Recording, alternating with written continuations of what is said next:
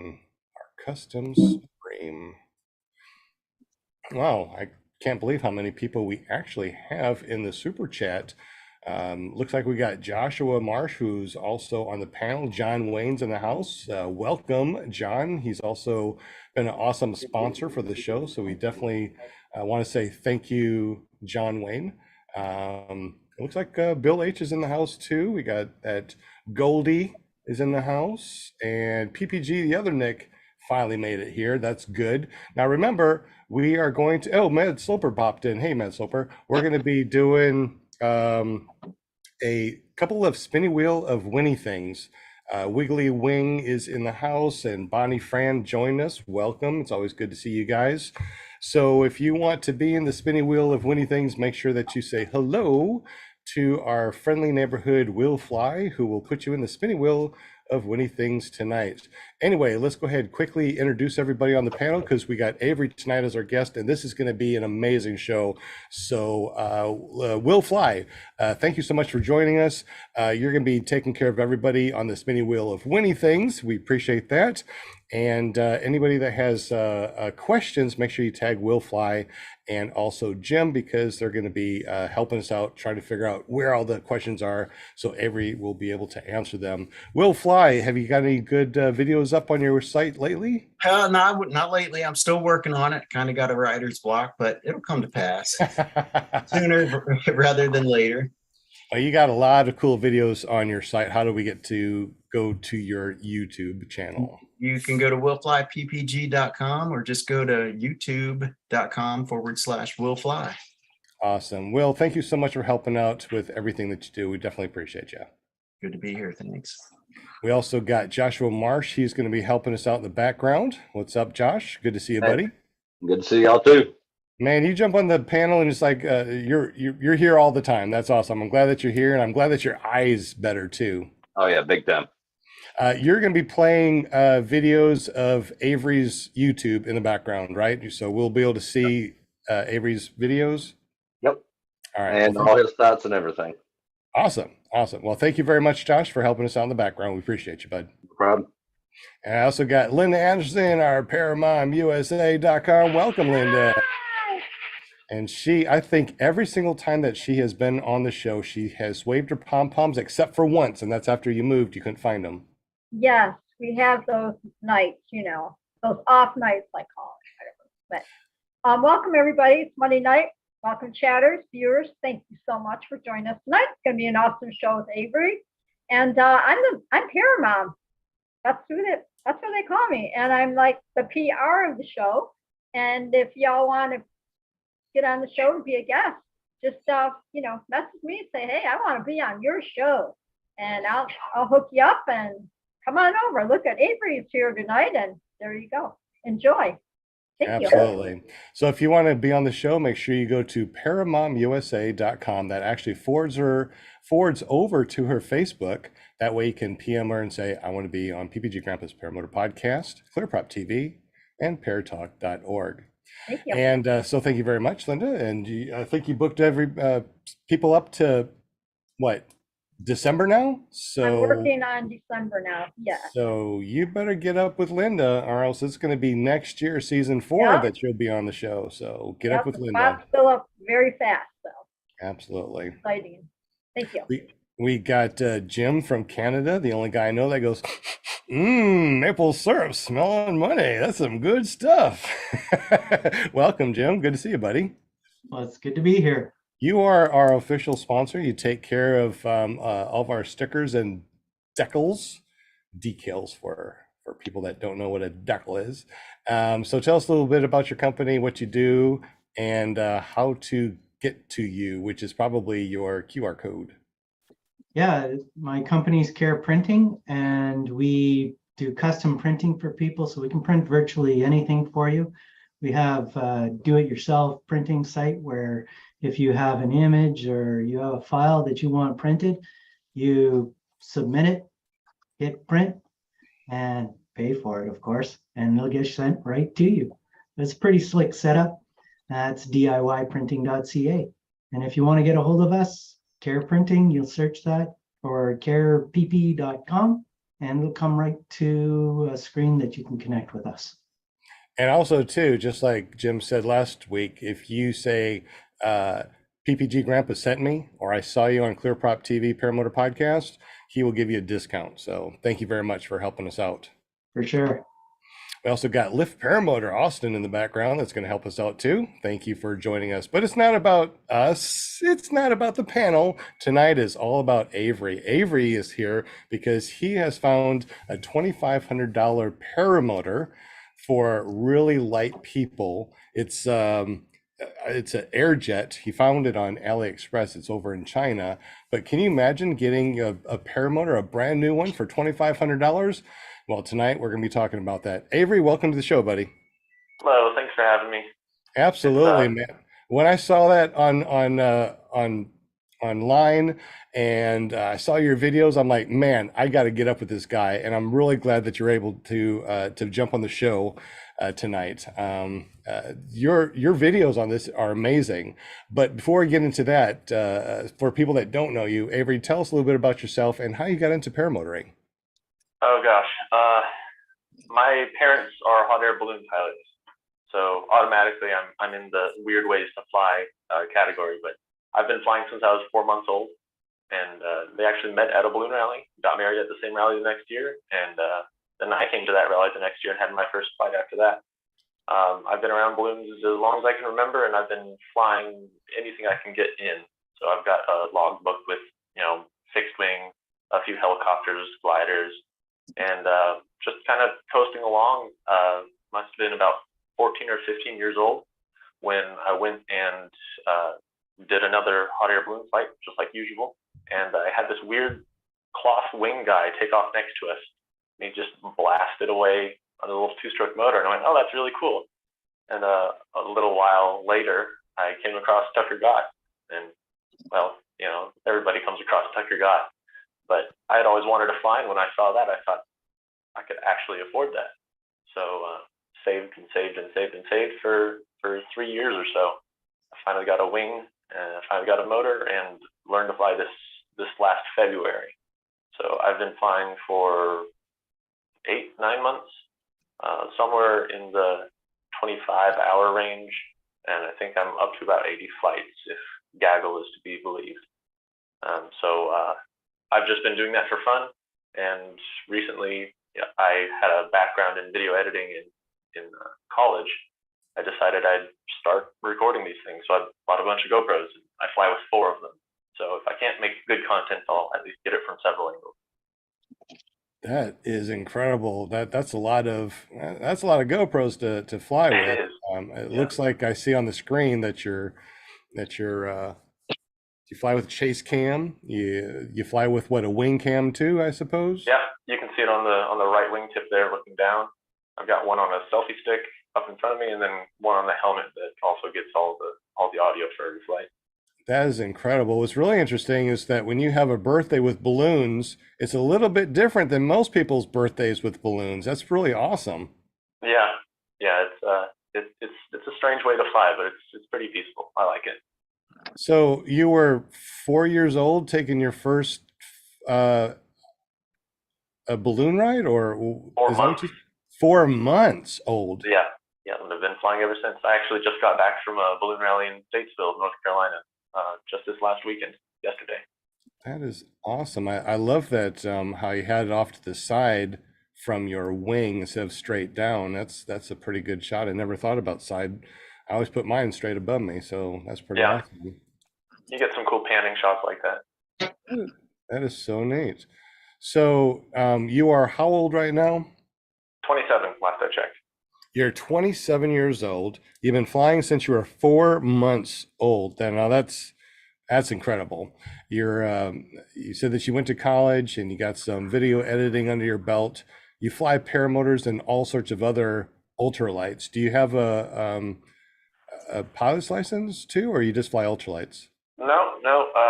The Paramotor is the only ultralight I have. I'd love to get a fixed wing one, but I can't afford anything fixed wing that fits in a hangar, because then I'd have to rent a hangar. Similarly, hot air balloons, you need a big truck, and you need a trailer, and you need a bunch of people helping you. So this packs down nice and small, and it's a single person job. I don't need any assistance with it. So that's more my chosen form of flight. It's probably going to be the big one for a while. I'll still fly other things, but it's definitely the most affordable way to do it in my book. Yeah, I totally agree with you. I don't know. I don't think I'll ever get my pilot's license because I don't have the money for a hangar and a plane and all that other stuff. I mean, Yeah. I'd like to be able to pack up everything in my car. I mean, Smart Car Brian packs up everything in his little smart car. But if we are, since we're going to be talking about your AirJet that you got from AliExpress in Japan, China, for $2,500, tell us a little bit about that and what kind of modifications did you need to do to make that actually work over here? Oh boy. Well, first and foremost, it needed a lot of safety tweaking. So if anybody's considering getting one, you really have to be ready to fool with it. I wouldn't recommend it for a first-time pilot. But what I got in the mail came with a pretty crappy propeller. If you get a 32-inch propeller for a model airplane that's meant for this engine, that's really the only modification needed to make it actually fly. Yeah, that split propeller right there, those are no good. I tried it, it didn't make enough power. Swapping out the propeller gave me a big enough kick to get me in the air. But other than that, it was flyable. The big things that I had to change were harness and wiring related. So the biggest flaw for me was the harness buckle down at the very bottom had a cinch strap, like what you'd press to release trimmers. And it was oriented in a way where when you sit down, your thighs would press them and release the shoulder straps.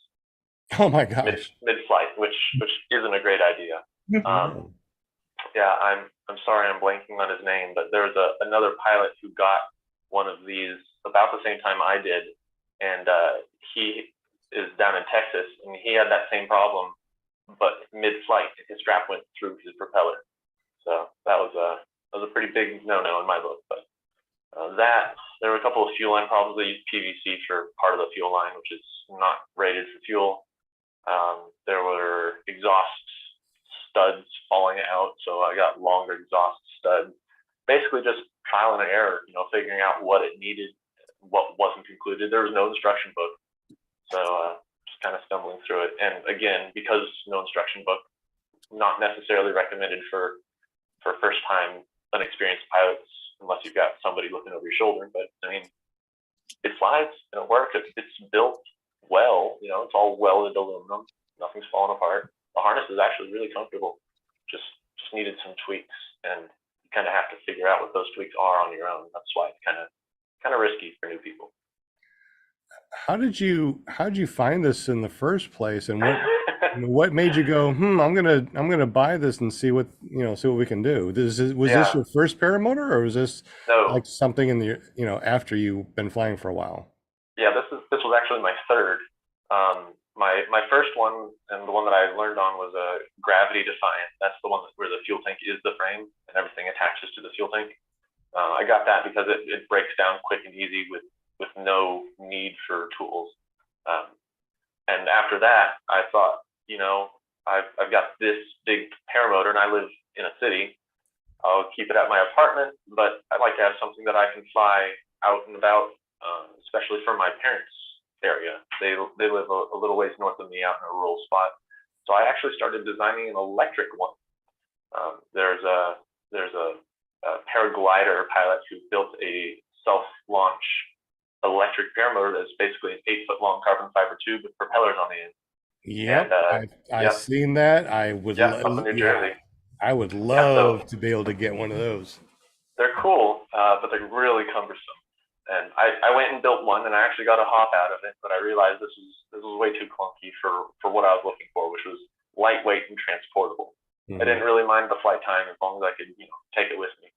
So once I realized that, I started, of course, after I spent the $5,000 to build it, I started looking around at other smaller ways to fly, and I stumbled across a video on YouTube of somebody back in, I want to say it was like 2016. It's a Chinese guy flying a paramotor with a BLE 170, which is an RC airplane engine that I recognized from my experience in the RC airplane world.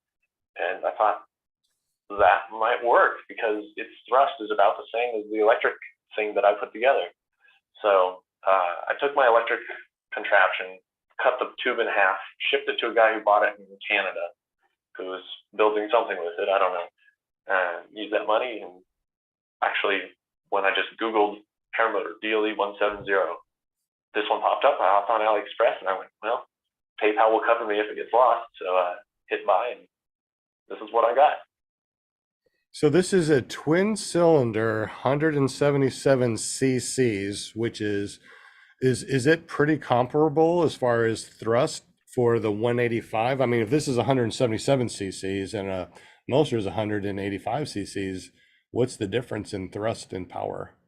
Yeah, it's actually smaller. So the first thing you'll see is that there's no redrive. So no pulley, no gearbox, which means you're limited to a small propeller spinning really fast, which is less efficient. So I actually did a lot of ground tests in a comparison video between this and my Defiant. This one puts out 90 pounds of thrust, which is not a lot. I think the Defiant came in at like 160 or 170 pounds of thrust. So it's obviously very underpowered. It's weaker than an Atom 80, but the Atom 80 has that redrive. This actually has the same horsepower as an Atom 80, but with a lower compression. So it should be more durable, longer lived, but time will tell on that. It's pretty interesting. Guys, is there any questions in the super chat? You've got one from Mad Sloper. He wants to know what modification did you do once you received the PPG from China? Boy. Yeah, yeah, it's a big one. Okay. So the video we're seeing here is my video on modifications, and it's a long one. So I sewed the bottom buckles to not loosen anymore. I sewed those shut. I installed a bolt that went through the J-arm, because these are J-arms, so it's not swing arms. It's a fixed high hang point. I had to put a bolt through there. I guess that's what was intended to be there, to attach the frame to the J-arm. Again, no manual, and there wasn't a bolt included. I had to clean up the engine wiring. It was really close to getting chewed up by the main gear that was run by the starter. The fuel line needed standoff, so it didn't rattle around. The fuel line itself, the top upper portion was PVC, not actual fuel line, so I changed that out. The engine exhaust bolts were too short, so they rattled out after about 30 minutes of total runtime. I ended up actually putting a new exhaust that a guy in Thailand builds for these engines for paramotor flying. So it actually turns it into a 2-to-1 manifold, proper expansion chamber, and a good muffler. And then the big one was the propeller. So the prop it came with was total garbage. It was advertised to run somewhere in the 6,000 RPM range. And with that prop on there, I barely hit 45. It was just slowing it down too much. So I took that off, and I got a Zoar, XOAR brand. That's an RC airplane brand propeller manufacturer. Carbon fiber, 32-inch, 12-inch pitch. And that gave me 1,500 RPMs right there, and made enough thrust to get me off the ground. So those were the big ones. But as far as danger goes, it would definitely be the harness unbuckling itself and wires getting wrapped into the gear and exhaust falling off. Those are probably the most important.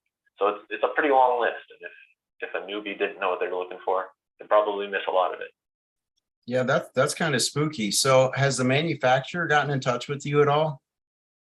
No, AliExpress has a review thing, kind of like eBay does, but it closes. I think it's after 60 days, and I wasn't able to get this together and get it flying 60 days after paying. It took almost a month to get to me, and then once it took me probably a good 3 or 4 months after that to figure out all the quirks and get it in the air. So I was never able to leave a review on any of it, which kind of sucks for me. I can still message them back and forth, but I really knew what I was getting into. I didn't buy this expecting it to work off the shelf. I bought this because I knew it would be a project. I knew it would be small and light, and that's what I was looking for. I knew the engine was good enough, to push somebody into the air. And I figured as long as the welds were good and the harness was solid and the engine doesn't fall off, it'll be enough. And it was. But I picked it up knowing that I was going to have to do a lot of work to get it working. Right on. Very interesting. I mean, I loved watching your videos, which is why, I asked you to be on the show, because it's just really amazing that you can get something, you pick up something for $2,500 and do some modification, and now you can fly it. I guess one of the questions is, how much money did you put into it to make the modifications for it to be flyable? Well, I started without knowing the propeller was the problem, thinking that the engine didn't have good compression or didn't have a decent tuned exhaust, and that's why I was losing power. So I paid another, I think it was $350 for the exhaust, which will show up eventually in one of my flying videos. And I think it was about $60 or $70 for a new set of rings. This engine is pretty popular in the RC world, so there's a company that makes rings pre-machined to increase compression on the engine. So I dropped those in before I even tried to fly it, and I didn't need the exhaust or the rings. It just needed a new prop. So $2,600. It didn't come with the battery to run the electric starter, which was expected. That's just a little drone battery. It's a 22-volt LiPo battery, and I think it was $180 for the propeller. And that would have gotten it in the air. I went a little overkill, but really just the propeller would have made it fly. So not far off from that $2,500 to $2,600 mark. Okay, so it wasn't all that expensive if you just replaced the prop. You think that the exhaust and the rings actually helped at all? I mean, if somebody got this, they replaced the prop with the prop that you suggest. Do you think that the rings and the exhaust would be beneficial? I mean, it's beneficial. It's a loud engine, and the exhaust isn't really a muffler. It's more like a exhaust director. If you see the exhaust on the back of it, it looks like a little Gatling gun. They're just pipes.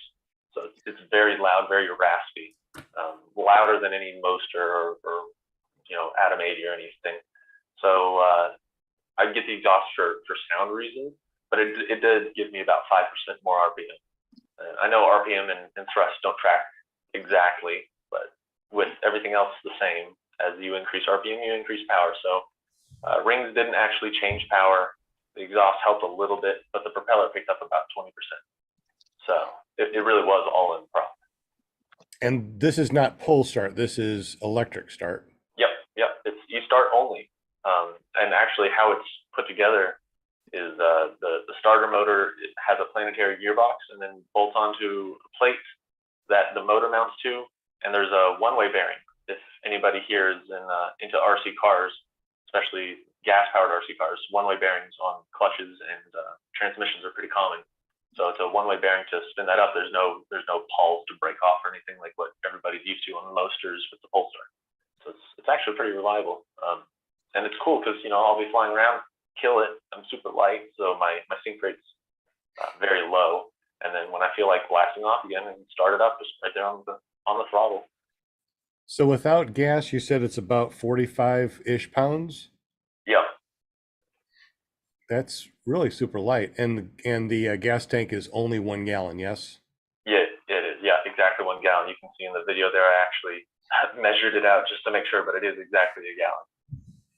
So when you fill it up to the full 1 gallon and you go fly, have you flown it to where you drained it out so you can see how long this will actually last for 1 gallon?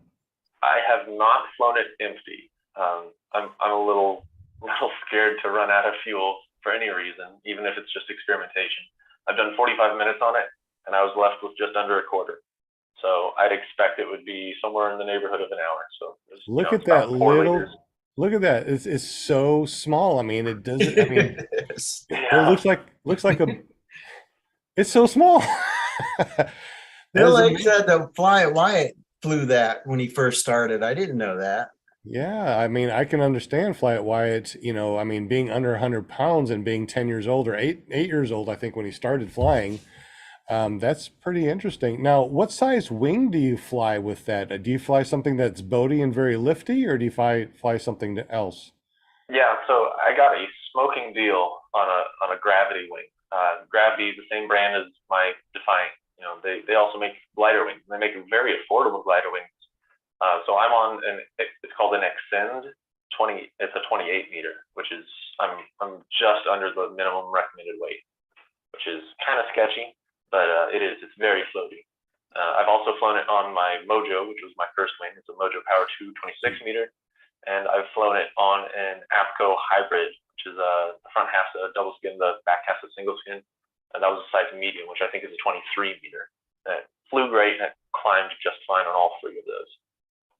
Wow, very interesting. I mean, this motor is so small. I mean, it just and the whole frame is just so small, but it gets you up in the air, huh? I mean, have you flown an Atom 80 before? I have not. No, I'd like to. I think it'll strike a nice balance of weight to power, but I haven't gotten any. I don't know of anybody near me who flies with one, so haven't had a chance to. Gotcha. Yeah, that'd be really neat for you to be able to put on an Atom 80 and feel the difference between this at 177 direct drive cc's and a Atom 80 that's 80 cc's, but has a reduction. They're the same horsepower, and I'd love to find somebody who can make a reduction for this engine, because this engine weighs, I think it's 5 or 6 pounds less than an Atom 80. So you could have Atom 80 kind of power if you just put a reduction belt on it and save some weight, and you got a really nice little setup there. What do you weigh, Avery? I weigh 165, 75 kilograms. Yeah, Atom 80 would sure do it. Yeah. I decided that I wanted to be able to punch out, and I figured I'm probably only going to get heavier. So I went with the 185, which I still stand by. I think it was a good choice. I trimmed a tree on one of my first takeoffs ever, but I'm happy with it. That's really interesting. So tell me, what do you feel as far as power with this compared to your Moster 185? Does it feel like it's just like half the thrust? Yeah, I think the climb rate is probably more like a third the climb rate. Third, okay. And it still climbs. On my first flight with this thing, it actually got me off the ground quicker than I expected it to. Where I fly, I'm very, very lucky to have a family friend who owns a small airstrip. It's just grass, probably about 3,000 feet long. So that morning the wind was across the runway. I expected to have to inflate, run about 400 feet, do a right turn, and continue down the runway until I got into the air. But it got me off the ground about I'd say probably 150, 200 feet with maybe 3 or 4 mile an hour headwind. So, definitely underpowered, and the climb rate's low, but it was quicker than I expected. So I'm happy with it. It fills the gap that I wanted: small and portable and lightweight. Yeah, this would be really good for people right around 100 pounds. Oh yeah, for sure. That is so neat. There you go. Look at that. Got my name on it. Yeah. Yeah. For anybody who's familiar with the Fresh Breeze style of hoop, the hoop system is very, very similar to Fresh Breeze. So that should give you an idea of how it's put together and how it all holds together. It's well thought out, well tested. That's so cool. It's okay, as the girls say, it's so cute. No, it's intriguing, really. I mean, it's size and everything, it's compactness. I mean, it's kind of one of the, I don't know how long this company's been in business, but it'd be interesting to see what they evolve to in 10 years, Yeah. Because there's got to be a learning curve to all this. Sure. There were some fit and finish issues. When I got it, DHL had put it in a different box, covered in "this item has been repacked" tape. So it was kind of scuffed and scraped up. I don't know what the shipping issue was, but it did finally get to me. And, the welds, not all of them are centered, but they are all quality. So somebody over there knows what they're doing, at least, just with a little more quality assurance. It might be a really, really tight setup. Yeah, man, you could probably teach them a thing or two. I can't weld, so maybe not. So you do a lot of videos, and right now, as we're doing our interview, if you're watching the show, and you can always go to clearproptv.com to watch the show if you're listening to us right now, we are watching your videos in the background as we're doing the interview. And we saw you fly around with the balloons, and now you're actually talking about how to work with your chase cam. So you use a lot of chase cams views on your videos. Yeah, since I got it, this is a PPG Smoke version 2 chase cam. I had really lousy luck with chase cams. That was Really? kind of my Pentultimate camera angle that I didn't have. And so I have one on my helmet, one on the wings, one on a selfie stick, then I wanted a chase cam. But I probably blew at least half of my launches. With the chase cam attached, it would be tangled up, it'd be upside down, it'd be flying sideways, the camera angle would be off. It was really bad. So in this video, I'm going through everything I did, but the biggest thing I realized with this chase cam, and really with any chase cam, was you can just put a sock in between the camera and the birdie body to stop the tangles. And since I've done that, I've had absolute 100% launch success, probably 2 or 3 dozen flights like that. Interesting. Yeah. So sock your cam, gotcha. Yeah, little better impact protection for it too, I guess. But just that keeps the cable from wrapping around in between the camera and the body and tangling it all up. So even with my crappy setups, it's been perfect launches. That's really interesting. I use the Session 5, the little cube, for Yeah. my chase cams. I never put anything else on it, but I didn't even think about that. Very interesting. Yeah, I've got a Session 5, but the GoPro 8s that I've got for everything else, they all shoot 2.7K 60 frames, and the Session 5 caps out at 30. So I wanted them all to match, and might be a reason why I'm doing so bad with my launches. But Hero 8 works great. That is awesome. Well, you guys in the super chat, we are going to be giving away a couple of things tonight. So make sure you say something in the super chat. Make sure you tag Will Fly in the super chat and let him know that you want to be on the spinny wheel of winning things. We are going to be giving away a travel mug tonight, and also Wade Collins is going to be making a logo for a lucky winner. He's the one that's been making logos for Paramotor Arkansas, for Clear Prop, and he's been doing really good. I mean, he's amazing at what he does, and he is donating his services to someone out there that needs their very own logo. I mean, I got my very own logo here. Stay Bad has his very own logo. Everybody, Lift Paramotor has his very own logo.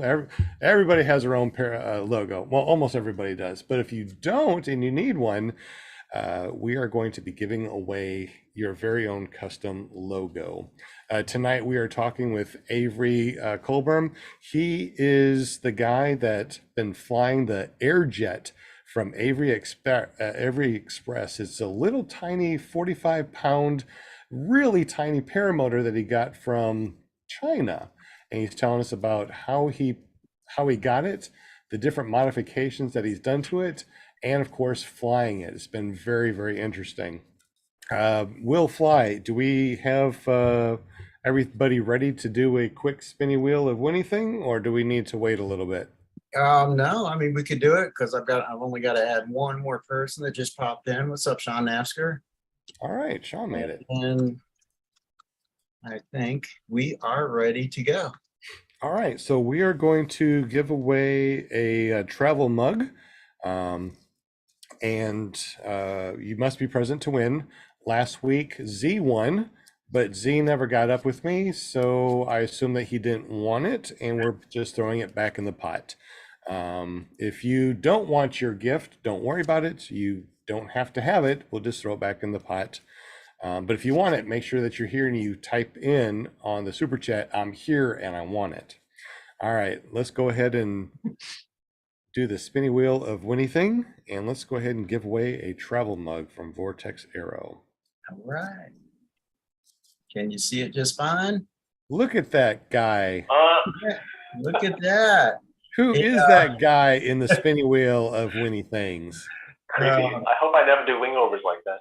Yeah, It you're looks like- going inverted now, dude. It looks like you're doing, yeah, it looks like you're doing a big barrel roll or something. Austin from the Paramotor said your new nickname's going to be Avery Express. Oh Yeah, I like that. Yeah, you know what? I've been saying Avery Express since I like that, for the man. last couple of weeks. So yeah, maybe you're PPG Avery Express now. All right, you ready to do this thing? Let's Do do it. it. This is for a travel mug. Look, everybody. Who is the lucky person in the chat? And don't forget, we got one more spinning wheel winning things at 8 o'clock. So you must be present to win. Don't And we'll be doing that in about 30 minutes. I think we Angela got a winner. Preslick. Woohoo! Congratulations. You win. Woohoo! Congratulations, Angela. Awesome. Just text me with your name and address, and we'll get that out to you as soon as possible. Avery, tell us a little bit more about this AliExpress, not Avery Express. Well, I don't know. Maybe it's an Avery Express. We'll just go ahead and do that. Now, it's a model airplane engine, and it's a BLE 170. Is that correct? Yep. All right, so tell us a bit about that engine. How does that work? I mean, obviously you said that you know about the engine because you fly model airplanes. Yeah. Well, Okay. I've never flown a plane big enough to need that engine, but I've been around them long enough. Smaller single engine version. It's two stroke like everything else we use, just two cylinders opposed, sideways instead of the single. It's loud. It has I think it's a 7,000 RPM red line, and it makes about 17 horsepower. So it's really not a slouch. It's just being held back by the little propeller. So if anybody out there is listening and can make a redrive that has a belt that drops it down like a 2-to-1 reduction, we could use Atom 80 props on this and get a little more power out of it for a lot less weight. That'd be really cool. I didn't even think about that. You can actually use an Atom 80 prop. That's neato. So if someone out there is a mechanic that would be able to do something like that, how would they get up with you to be able to, let you know? Oh, geez. Yeah, my website has a contact me. It's open-gauge.com. And my email is really simple. It's opengauge@gmail. So that website, Open Gauge, is another weird little side project that I've been working on. I actually came up with this before I ever started flying as a way to kind of pass the time. But it's an Arduino microcontroller that works with a barometer and GPS to give you, flight data. You get your heading, direction, return to home distance and direction, how many GPS signals you've got, your speed. It has a clock. It has altimeter, rate of climb. And I put this together because while I was watching Tucker Gott's videos, I was afraid he was going to drop his phone, and I didn't want to drop my phone, so I put that together. But most importantly, coming from a lot of 3D printing, it's open source, so it's free. Anybody can make one. The plans are all there. The code is free. You can download it. You can print it yourself. It's about $150 in parts, mostly on Amazon, and you can get all your everything right there. There's a parts list. The code you can download, make it yourself. Don't have to buy a $500 flight deck. That is really cool. So if you have a 3D printer, you can print it out. Is there a place to buy it for those of us that do not have a 3D printer, or do you have to have a 3D printer? No, I'll build you one if you want. It's pretty time intensive, especially on the soldering side. So I charge $190 plus shipping for the full size one that's got GPS. I also make a smaller one that's for oversized wristwatch. It's $120 plus shipping. The wristwatch version just does altimeter and rate of climb. Okay, so get up with you at opengauge@gmail.com. Is that correct? Yep. And go to the website, open-gauge.com, and check it out. Build it yourself, or you will make it for us and ship it out. That's really awesome, man. Yeah, it's a little plain. It's all just text, but it's cheap. It's cheaper than any other flight deck I've seen. Yeah, it's really interesting. So, very curious, everyone out there in the super chat, would you be interested in having something like this instead of your iPhone or your Android? Would you rather have this than have your phone when you're flying? Let us know in the super chat. Will, Jim, keep an eye on what they say. I'm very interested in that. Avery, so you are pretty skilled at a lot of things. I didn't even realize that you built that little flight deck thing. What else do you do for the sport? Because that's pretty awesome. For the sport, I'm not sure there's a whole lot else that I've contributed. I guess I've built a few teaching aids, if that counts. Yes. I've made a flexible wing cutaway diagram. Is 3D printed, and it has all kinds of, it's got A's, B's, C's, brakes. You can tug on them and they'll all move. So I guess that's kind of cool. I think I got the idea from Anthony Bandera. Is that his name? Yeah, He's a free flight guy. Yeah, he does a lot of videos Yeah. too, and he's very active. He 3D printed a segmented wing, and I thought, well, I want to put risers on it. So I put together one that's attached to a billboard, a whiteboard. So I made that. I've made a couple of little models, paramotor pilot, and then a wing over top of them, just so you can swing it around and tell people about how it works. But so there it is, right there, right? That's it. Yep. Yeah, that's the cutaway view. So it has speed bar on front. It's got brakes in the back. It actually has trims on the C's.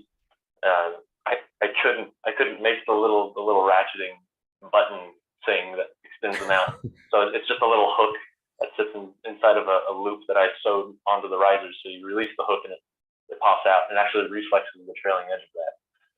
Oh my goodness, that's so neat. Do you sell those on your website also? I don't sell them, but they are on a website called Thingiverse. It's a free download 3D printing file sharing website. So you can find it on Thingiverse if you've got a printer. It was super labor intensive. I really don't want to build another one. That's pretty cool, man. Really? Yeah. Really neat. It's different. It helps when people are like, I don't understand how this works. What's the difference between reflex and non-reflex? What does speed bar do? You can kind of sit there and show it to them right there. You need to build one of those for airspace. Yeah, a 3D model for airspace would make some sense. Be a little hard to diagram everything, but I'll think about it. And when you do, put on Thingiverse so we can print that out. That's pretty cool. Oh, definitely. Yeah. You got a couple of questions in the chat. Oh, okay. I'll take one. Well, Jim, actually, you got one there from Steve Goodpaster. Jim, you're on mute, bud. Yeah, he was asking if you're going to be the #1 importers for the U.S. market. I don't know that I will be. It's for a very specific kind of pilot, and I wouldn't buy it for anybody over 160 pounds. Even then, it's pretty low powered, pretty restricted on flight time. I've got no interest in being an official importer, but surely there's somebody out there. And there are other people who are making paramotors with this engine, so you can find similar sized units for around the $2,000 to $3,000 mark, depending on where you look. There's a guy in Thailand who makes a bunch of these too.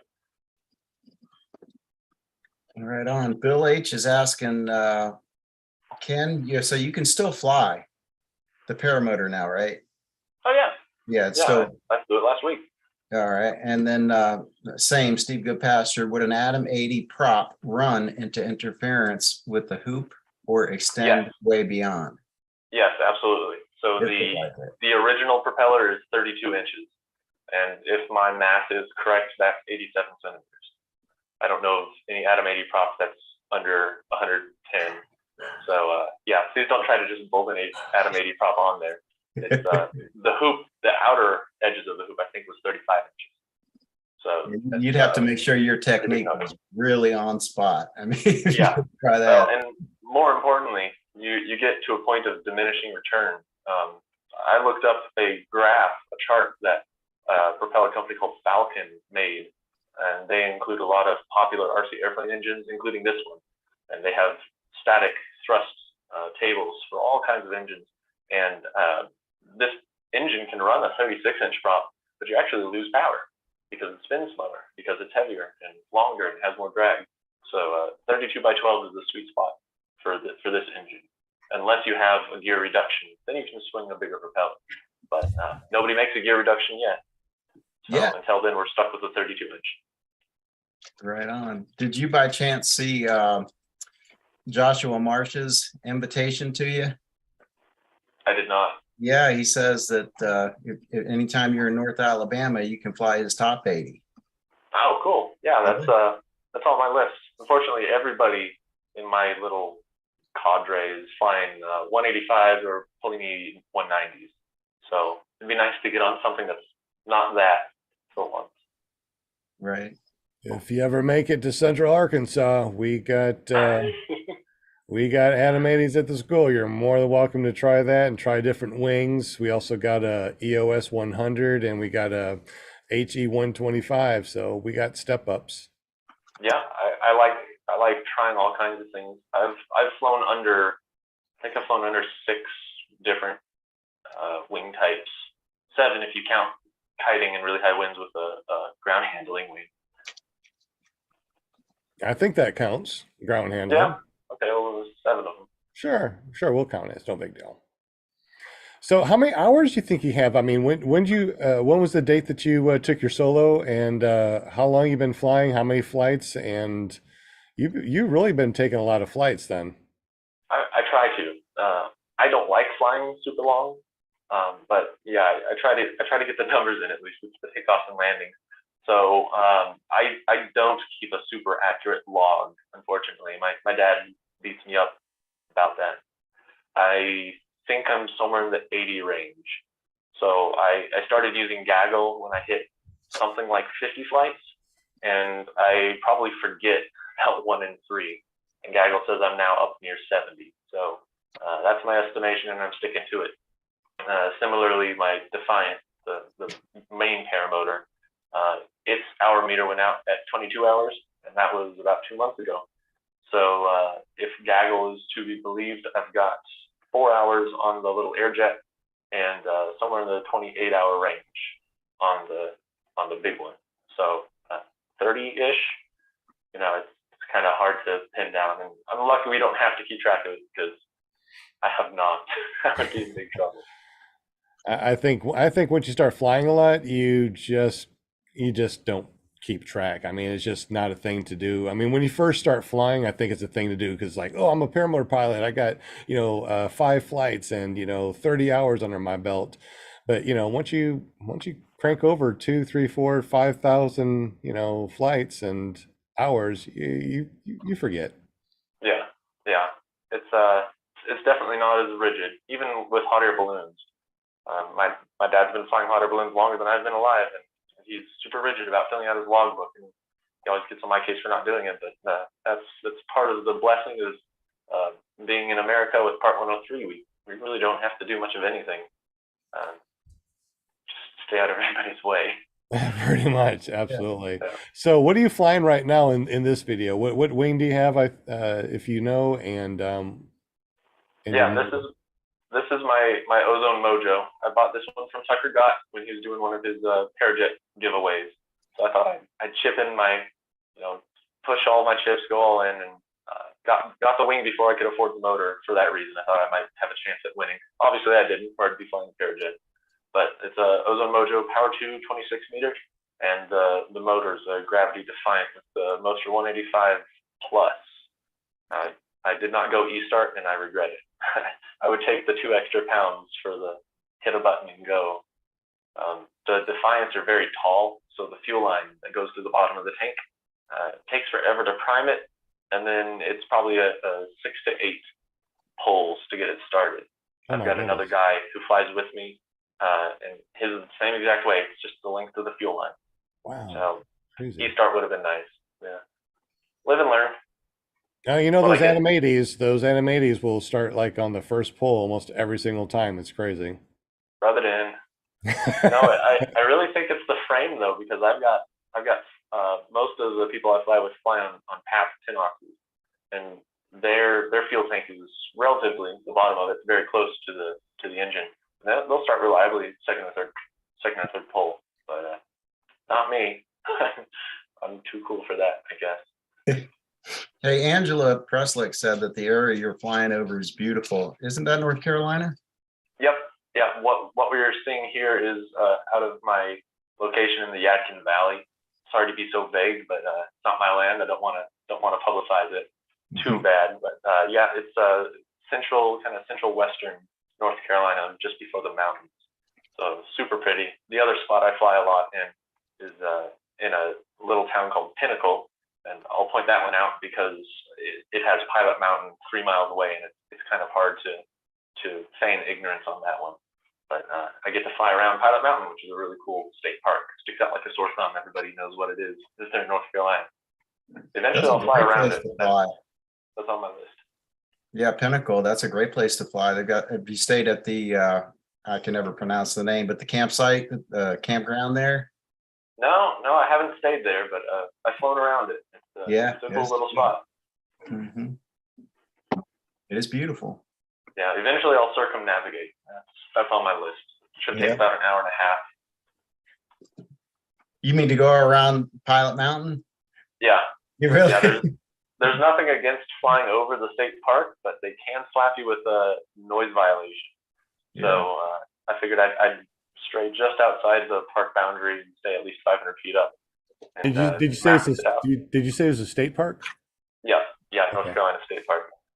They can't really get you for busting airspace, but they will absolutely get you for noise violation. So if they can find you. Yeah, that's true. Well, I'm only going 22 miles an hour, so they probably can if they really try.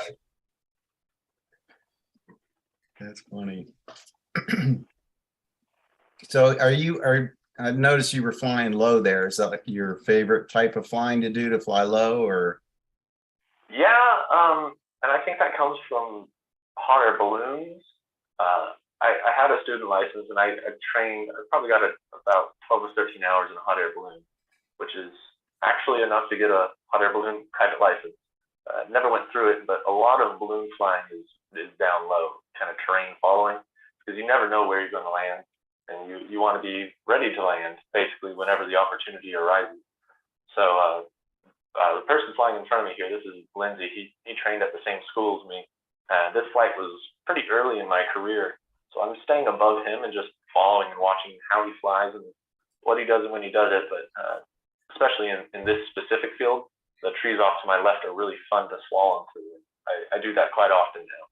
So the higher you go, the flatter it gets, and that's just boring for me. So I'll duck down into the fields, and as long as I don't see a deer stand or anything, I'll play around before moving on. Where I fly, I'm lucky enough to have tons of that available. Have you ever had a motor out where you did not want to have a motor out? Yeah, I have not. I've intentionally went from full power to motor kill to find out what that would feel like, the surge and checking it. But, just starts right up and goes right on. I've never had a motor failure of any kind on either of my motors. I have had objects go through a propeller and highly suggest I land, but it still held. I still have that prop. So it's never had an emergency, never had to land out, at least not accidentally. I've had pretty good luck. Yeah, right. That's really good. I need to ask, because I usually ask all our guests, do you fly with a reserve? And if you do, what kind of reserve do you fly with? I do now. I didn't for the first 50 hours or so. Part of it was a cost thing, but the other part was I was really only flying when my instructor or when another experienced pilot with me said, hey, we're flying, it's going to be great. So I never really put myself in that situation. I did have a really windy flight, we'll call it a flight.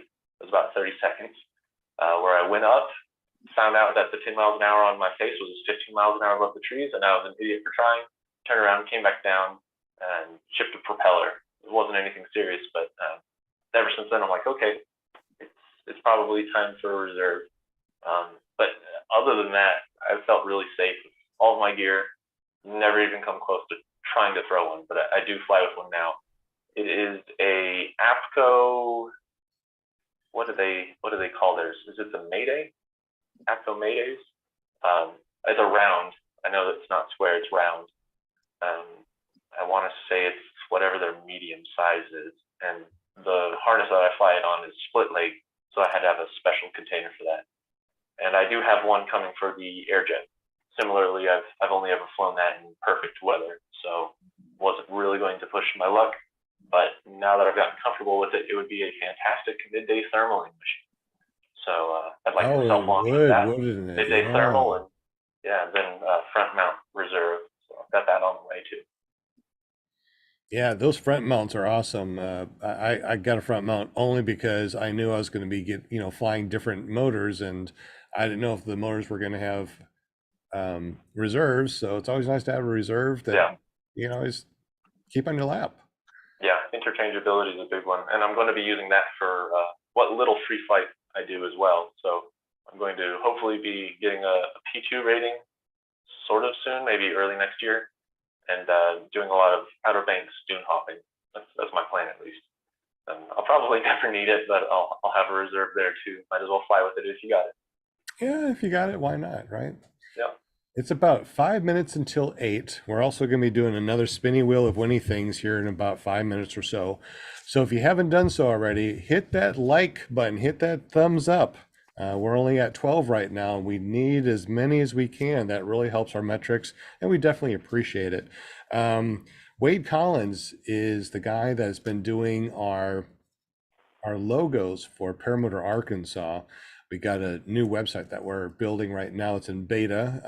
If you were lucky enough to be one of our beta testers, we're probably going to be doing that for another month or so.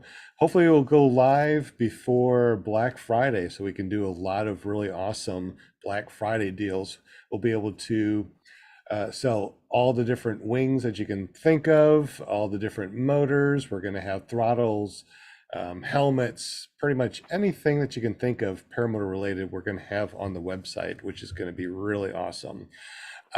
Make sure you say hi to Will Fly, the PPG guy, because he's going to put you in the spinny wheel of winning things. Wade Collins is the guy that makes the logos. He's going to be making a personal logo for you if you win. How would you like to have something like that, or something like Lift Paramotor, something like Will Fly is over at Will Fly PPG. When you see his videos, it has his own logo. A lot of people have their own logo. Why not you? Yeah, why not you? And tonight you will have the opportunity to get a free logo made. We'll be spinning here in just a couple of minutes, so make sure you say hi to us. Hit that thumbs up because it really helps our metrics. And we will continue to talk with Avery after we spin the spinny wheel of winning things. So don't think that this is it. We're still going to talk, but we won't be spinning anything else. Angela Preslick, make sure you text me your name and address when you get to a phone and you're able to. My number is 501-747-3558. If you don't have that in your phone, please put that in your phone. You can text me anytime and talk about paramotors 7 days a week from sun up to sundown. Austin does. We talk all the time. Not 2 a.m.? No, from sun up to sundown. That's my thing. Sun up to sundown. 7 days a week. We talk paramotors. Gosh, and we talk on the phone too. Just yappity yap yap yap. Hours and hours and hours about paramotors. Jeez, it's crazy. 2 more minutes, and we're going to be spinning that spinning wheel of winning things. Hey, I got a $64 million question for Avery. All right. Uh-oh. If you had to answer yes or no to this, would you do the AliExpress again if given the chance, or if knowing what you know now? You mean Avery Express? Avery Express. That's right. Yeah, I would say yes. Okay. I got it, and I knew it would need work, and I'm glad it needed work. That makes sense. I went through it, and it really kind of opened my eyes to what you need in a paramotor, what you don't want in a paramotor. Especially, it actually heavily revised my pre-flight checks. So I pay a lot more attention to the harness. I fly an APCO harness, but I pay a lot more attention to it now. And you know, the geometries and the reasons for how designs are makes a lot more sense, especially with engine mounting and how the mounts flex and how the props are offset. It doesn't have any kind of torque offset. So yeah, the AliExpress actually taught me a lot about how they're put together and what to spot. And it was fun. I enjoy flying it. It turns head. It's about half the height of a normal one. It's a cool little motor. I'm going to keep flying it until it blows up. Then I'm going to replace the engine and keep going. Yep. Hey, Josh, do me a favor. If you can find a still of him standing there with that paramotor in his back, we'll show that in just a moment because that was pretty cool. I know that we had it in one of the videos, but for people that haven't seen it yet, you got to see it. It's pretty cool. Yeah, it's if you look at the first flight video I've got, I go through installing the new exhaust and I wear it for quite a bit on that. You can catch it there. Well, I know I'm going to It's like lose a my ghost band horse. card, but that is cute.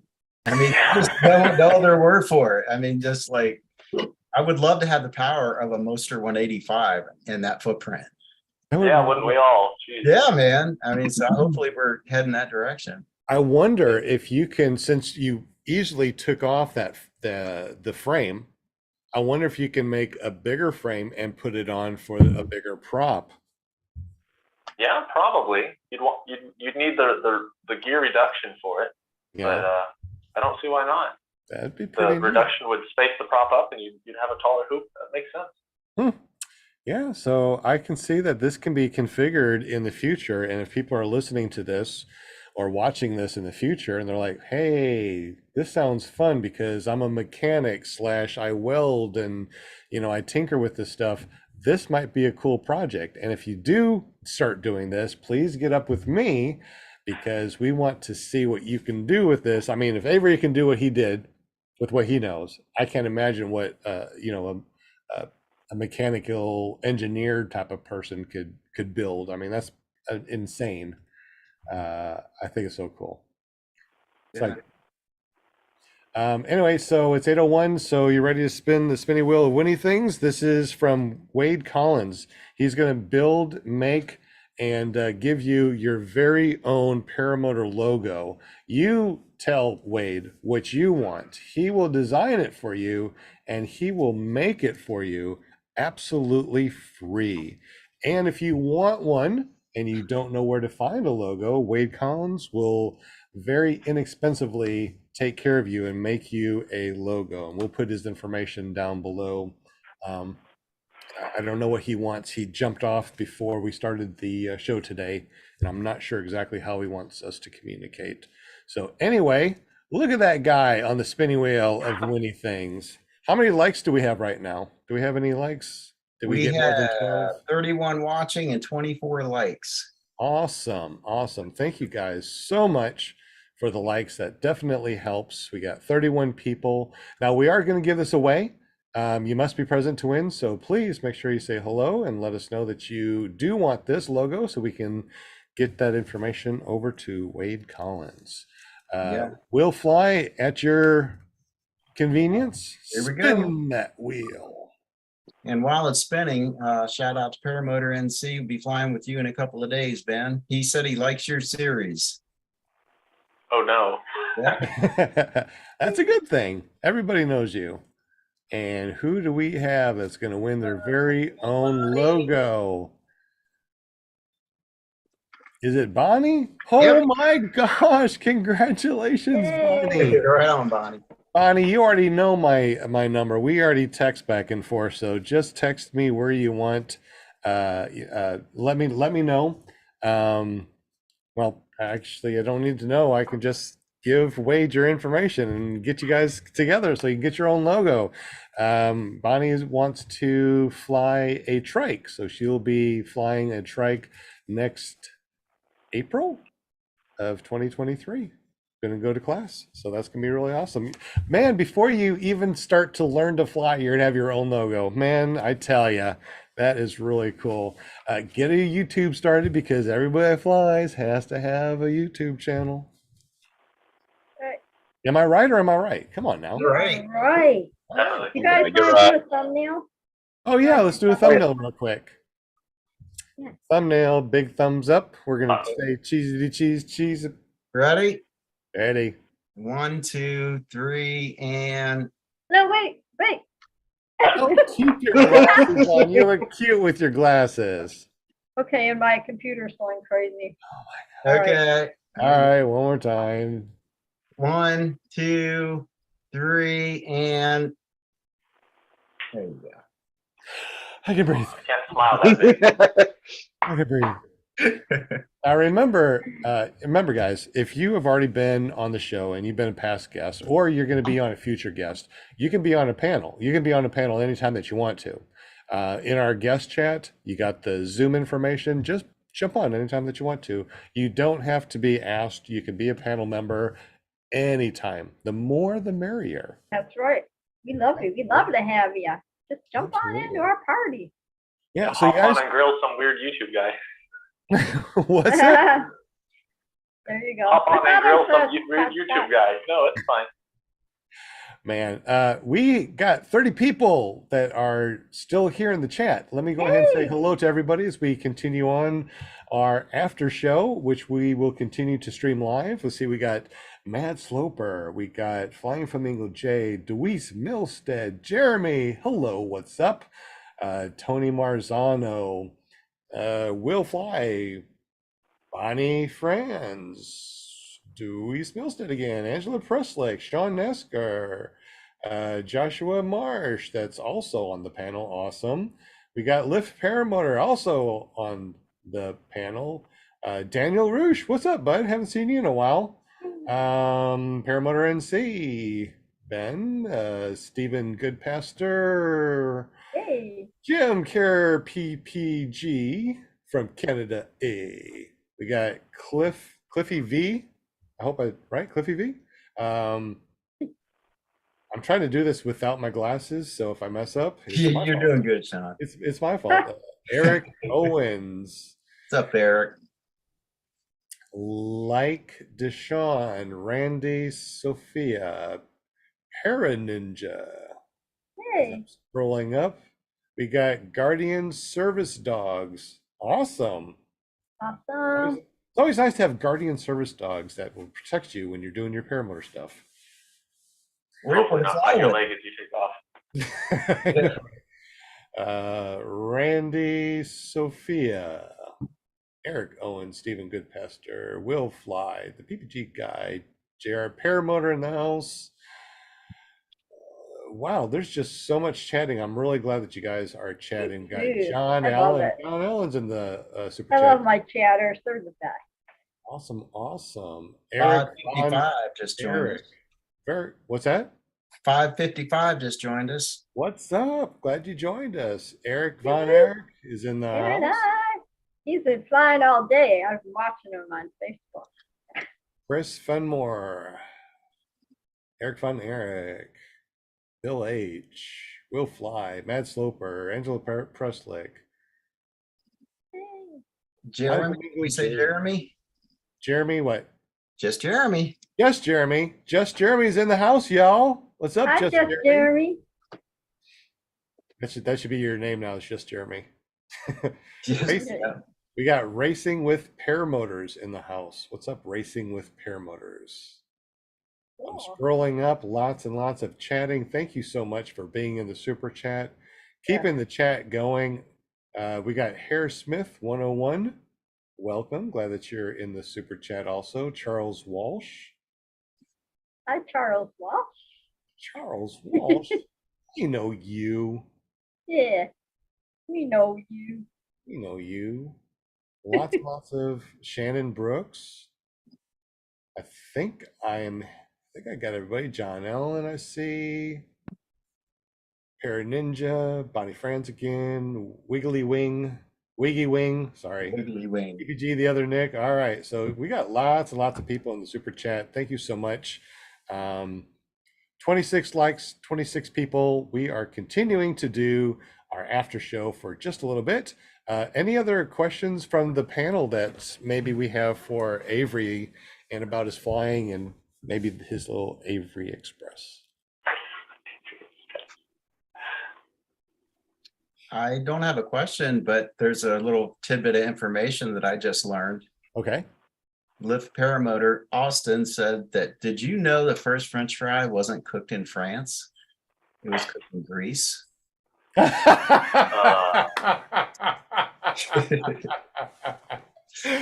You're good. You're Austin, good. Austin, if you're watching this, I know where you live. And I was Yeah. to punch you in the arm for that one. That was pretty bad. Austin is actually on the panel. Yes, he Oh, is. wow. Yeah, he's right there with you. He's got it coming then. I was going to ask, you guys fly together, don't you? Yeah. He's really close to me. He's like 10 miles away. So, I'm sorry, yeah, man. we do. I know. It's terrible. He's a good guy. Any other questions in the super chat, or are we just going to be talking about paramotors and stuff for the after show now? I can ramble if you want me to ramble. I've got Ramble a lot is to say about great. balloons. Ramble is great. Tell us what you're doing right now. So you trek also, huh? Nope. That's Bobby, one of the guys at my field. So Bobby just took off, and who's flying right now? This is Josh. He's the other guy who has a Defiant. And then I will attempt to launch, and if my memory serves, fail. Yep, there we go. I'd like to bring to the attention of all YouTubers around that I think what we've got going as far as our video presentations are very, very sterilized, very pure videos. You know, nobody really shows every time they screw up, and I think it probably doesn't help a lot of people who learn. They get really disappointed that they failed 2 or 3 launches in a row. I think we all have. It's probably a good thing to show that on video. So one of my big personal beliefs is that every time I screw up and I have it on video, I put it in a video. I think that helps a lot of people because the confidence is it's a real builder when you know somebody else that you're looking up to is also having problems just like you. Anyways, end of rant. Hot air balloons I can go on about if there's time for it. Oh yeah, I mean, you know, you're the guest. We can stay on, and you know, like you said, you're going to be eating in about 45 minutes, so we'll make sure that we, Okay. you know, we get off the air before then, so you can go eat. As far as the chase cam, you know, I was going to do a video on how to connect the chase cam and how to set it up for a good launch. Let me know real quick, how do you set up? And I love the balloon right there on the screen. We definitely need to talk about that. Yeah. What? RC balloon? Okay, we definitely have to talk about that. But how do you set up your chase cam? What do you connect to, and how do you set up your chase cam? So it's on the innermost C line or D line if you have a D line, not the brake. And on my wing, I don't have one that's dead center, so I use just slightly off to the right. C line with the camera itself sitting at your feet when you go to do a launch. My line is almost long enough to have the camera drag along the ground as I'm kiting, and the top 2 feet of it is elastic. So it kind of has a bungee effect when you hit turbulence, so it smooths the video out. Probably so your chase cam is by your feet when you launch? Yes. Yep. Yes. Yeah. Okay. So when you go running, you'll see the wing fly up overhead, and then the cam gets snatched and it goes with it. Okay. If you have, I couldn't tell you the physics about it, but I've tried it with the camera right next to the wing, and it always bounces around and gets thrown around and usually gets tangled up in something. okay, so try this. Set it up behind your wing. Have your line go underneath your wing, which would be the top of the wing, but you know, when it's laid out in a wall, it'd be underneath on the grass, right? Goes up to your C line. So as you inflate your wing, it will inflate right behind the trailing edge without a lot of bounce. Yeah, it's possible. I haven't tried that setup before. Everybody that I know has it down at their feet, but I'll give it a go, and if it smacks my prop, it'll be in a video, I promise. Yeah, that's what I normally do, and I don't have any problems. So I guess I need to do a video on that because That's how I set mine up, Sean. I set it behind. It's basically at the trailing edge of the wing in the center. Mhm. Yeah.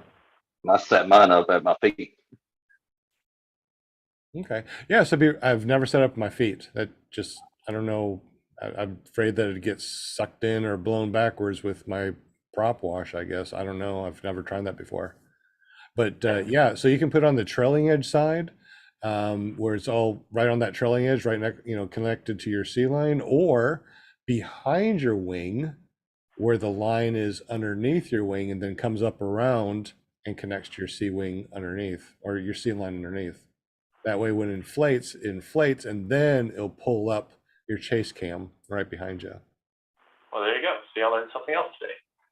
You know what I tell you is so interesting. Every Monday night, I seem to learn something. It may not be about paramotors, but I learn something. Something's always neat. It's like, wow, where'd that come from? I never even thought about that. Like I never knew about the French fry thing in Grace. That's amazing.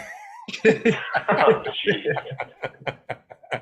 No, that's an awesome joke. I definitely need to tell that to somebody someplace. God.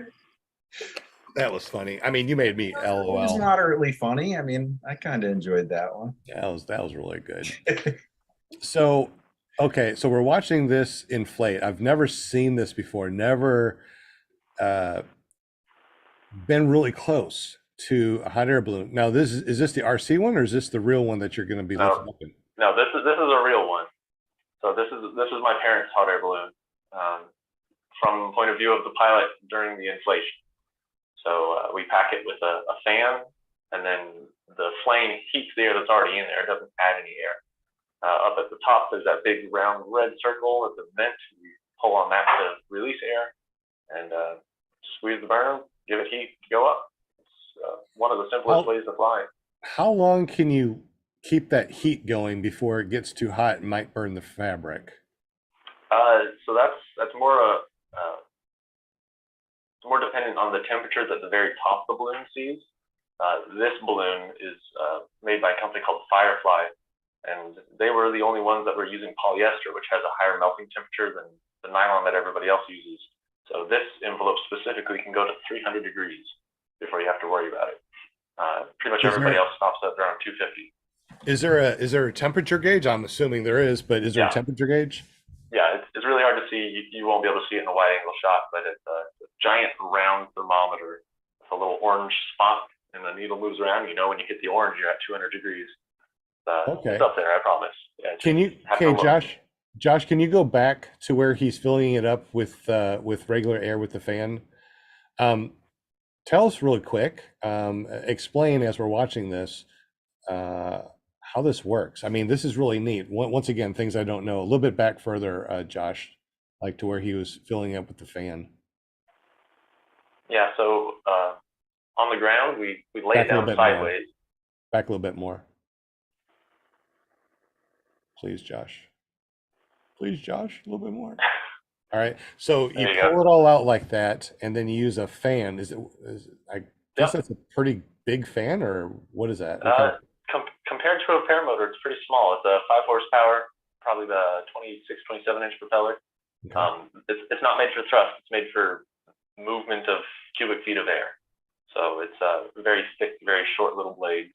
So this is actually designed for inflating a balloon. Yeah, these fans are either designed for inflating balloons or for moving air to control fires for firefighters. Oh, okay. Similar vein. So here we're attaching the tab, the little pieces of Velcro at the top of the balloon. This is the vent where the extra hot air can leave. And this is just a quick time lapse of what it looks like as it inflates. It's just fan pressure doing all of that. So it's all laid sideways, and we try to get as much cold air in it as we can. So you're less likely to burn any of it as you apply heat vigorously. And it's kind of a controlled art, but as you apply heat coming out of the propane tanks there, it stands itself up. And we've got somebody on it's called the crown line, way at the very top, that's holding it down as it comes up, so it doesn't come up way too fast. But yeah, a lot of flame throwing. You'll see me aiming really hard to the left to fight the fan because it's blowing from the left toward the right. Okay. So you kind of have to counteract it as you go. That burner does 15 million BTUs. I'm not sure how much a house uses, but it's only a couple thousand. So that'll heat several homes many times over. Wow, so you can cook lots of burgers on that one, huh? Yeah, yeah. And some people do. They'll set them on the ground and they'll turn them on real low and they'll cook burgers on them when they're done frying. Are you kidding or are you serious? No, I'm dead serious. I see it all the time. Once again, things I did not know, which is Yeah. really awesome. Yeah. Now, how long does it take to go from flat on the ground to where it's above your head? About 20 minutes. Okay. Yeah. So it's time intensive and it's people intensive. So I'm flying. My dad's in the basket with me right there. My mom's on the right side, and not seen behind the camera is, oh, there she is. On the left is another local crew person. So it's 4 of us just to get this one thing up and off the ground. But it's super peaceful when you're not running the burner. It's complete Okay. silence. I see like a what is that? A toggle there? What's that toggle for? Which one? I see one right in front. Yeah, the like on the. You see that toggle? Go back a little Is bit. the one hanging from Right the there. rope, or Right there. Right there. okay? So dead center, the brown bit is the handle. Then the black switch just to the side of it is called the blast valve. That's what you squeeze to make heat. Okay. There's And 2 others right next to it. One's for the pilot light that stays lit all the time. The other one's for an emergency backup. The little one he circled there, that's the crown line that was being held way down line. at the very top of the balloon so that it doesn't stand up too fast. It'll Oh. actually, if you don't have anybody on the crown line, it'll stand up so fast that it flips all the way over and smacks the ground on the other side. Oh my goodness. Yeah, Okay. Have you ever done a splash and dash? I have. Yeah. What is that? Yeah, That's You a have to get foot lucky. drag for a balloon. yeah, What's this- on what's the this- water. Okay, that sounds. Yeah. So you can dunk you basically do like you said, a foot drag. Fly straight and level. You come down on a body of water, just float along there. The basket's actually, it's all wicker, so it is somewhat buoyant. I've gotten up to my ankles in water doing that. Oh, no way. So that's Wow. good. It's not waterproof, right? No, it's not waterproof. It's just like a wicker trash basket. Oh my gosh. Okay, so I'm gonna have to ask you because I don't understand. How do you control where you go? I mean, how does that work? I mean, It's I all in the wind. assume that you look at winds aloft and you try to figure out where you're gonna go. Yep. But how does that work? Like, how do you plan a trip? I guess that's Yeah, what I asked. so this flight, the winds were coming from the south to the north, but up high they were going northeast. And as the flight went on, they actually hooked a little harder to the west. So there was a right turn if you go high and a left turn if you go low. And at this point, it's still about 15 minutes before landing. On the left side of the screen, I had picked out a church that I was going to try to land on. So my plan was to stay high, to keep to the right, and then as I descend to go left, I put myself in line for the church, and I did make that church. I was pretty proud of that. But it's all wind based. So sometimes you don't get a lot of steerage. Sometimes you get 180 degrees of steerage. It's very, very unplanned, and we basically land wherever we can get permission to land, wherever we end up. Most people are pretty psyched about it. What if you land in some place that you weren't expecting to land? I mean, nobody really cares, right? I mean, yeah, like this church, there wasn't anybody there. This was a Saturday morning. So just landed and put it away and left our business card on the front of it. But if you land somewhere that you can't get to, sometimes we'll actually take off again. Keep flying until we do get to a place we can get to, because there's no turning around. So the chase crew in the van is following, and when we get to where we land, they come out and we take it apart and we put it back in the van and drive home. So every flight is a landing out. that is so cool. I know that when we fly around hot air balloons, they go up really quick. Like if they needed to go up really quick and throw on that burner, it can shoot up really quick. So if you fly a paramotor and you're around a hot air balloon, never fly above the hot air balloon. Is that correct, Avery? Yeah, there's a few different reasons for it. The big one is they can't see you. So at a hot air balloon rally where there's several balloons, the balloon that's below you has right of way. So if they start to ascend, you as the person above them with better visibility downward have to ascend to stay out of their way. So, it looks small in this video because it's a super wide angle lens, but there's really, 60 feet left and right and forward and backward if you're looking straight up that you can't see. So you don't want to fly over a balloon because they won't be able to see you, but also they're a flying thermal. I've never flown over a balloon because I have better sense, but if they were to decide to descend and open the vent at the top of the balloon, you'd get a very strong thermal as you're flying over the balloon. So it's kind of dangerous for us too. And it's going to be a rough ride. Definitely don't try to, wingtip or foot drag the balloon into it. I'm sure you could, but I guarantee a lot of us have thought about that. Yeah, we haven't done it, but So that would be It's possible. extremely dangerous. yeah. I mean, it's, you would have to be in contact with each other by radio, know exactly that you're going to do something like that, not just flying over somebody's random balloon, because you could probably lose a wing if they start to descend and open that flap, huh? or Yeah. worse. Yeah. Yeah, and a balloon is actually a lot more durable than our paragliders. They don't really collapse. They can actually fly in more turbulence than we do. And there have been tests with balloons with a third of their fabric removed from random spots all over, top, middle, and bottom, that can still fly, missing a third of their fabric. So it's really a danger for paragliders because, slightest little thing, we can get sent off into a spiral. But balloons are much more durable and a bigger bully to us, I think, than most people realize. But also, we don't want to, give ourselves a bad rep. Hot air balloons and paramotors fly same time, same places.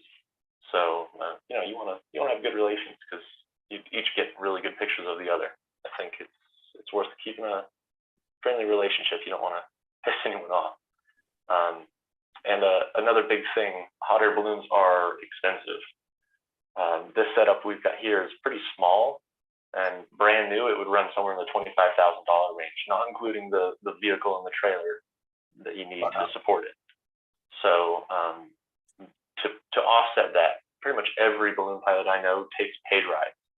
So people, often couples, that are looking for a getaway or a romantic trip or celebrating an anniversary or birthday, and they don't want to get bugged, by our little motors, buzzing around them all the time. So hot air balloon flights are about an hour, and you don't want to turn 30 minutes of that into an annoying mosquito flying around the balloon, buzzing away. So my biggest advice is to come by, say hi, probably stay within about 300 feet or more.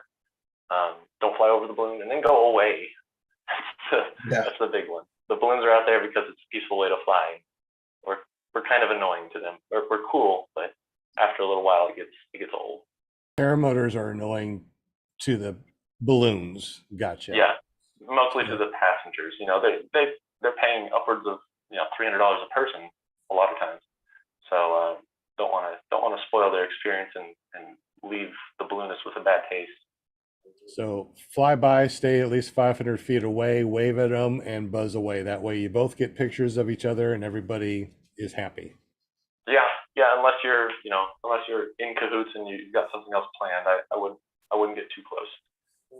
Awesome. Hey, I've seen them land before, and usually it looks like the basket tips over. Is that the normal way to land, or is it more ideal to land like? Is there a way to avoid that, or what? It depends on the wind. So if the basket's tipping over and it's dragging, it's because they landed in wind. This flight that we had was about 2 miles an hour when we touched down. Oftentimes in the morning flights, the winds will pick up as you get later. We all know that. But a balloon is like a sailboat. If the sails are out, the boat wants to go all the time. There's no stopping it. So if you land in 5 mile an hour winds, you'll need about 200 feet. You'll be tipped over sideways as you go. My dad has landed in 25 mile an hour winds. He planned for it, and we were flying over sod farms. So he had hundreds of acres to land in, And he said it was one of his smoothest landings ever, but it was completely deflated by the time he stopped. Wow. So the tipping over part's just part of the landing. I got a question. The baskets, how much do they weigh, and are they always all the same size, or you have different sizes? No. Or how many Yeah, people can you actually put in there in those baskets? Legally, whatever, safely. Yeah, it varies a lot, and most of that is dependent on how big the envelope is. So the bigger you go on the envelope size, the more you can lift. So you'll see some really big ride balloons that can carry 15 to 20 people. Their baskets weigh over 1,000 pounds, and their balloons are several orders of magnitude bigger than what we've got. Our balloon is on the smaller side. It's 77,000 cubic feet. We typically carry 2 people plus the pilot. There's not a whole lot of room for anything else. But as you go bigger on balloon size, you usually get a bigger basket for that reason. It can carry more, so you might as well carry more people. I always thought they were all, baskets, they're all the same size and everything, but I always wondered, how do they fit all those people in that basket? You see some of the stuff on, the TV, whatever.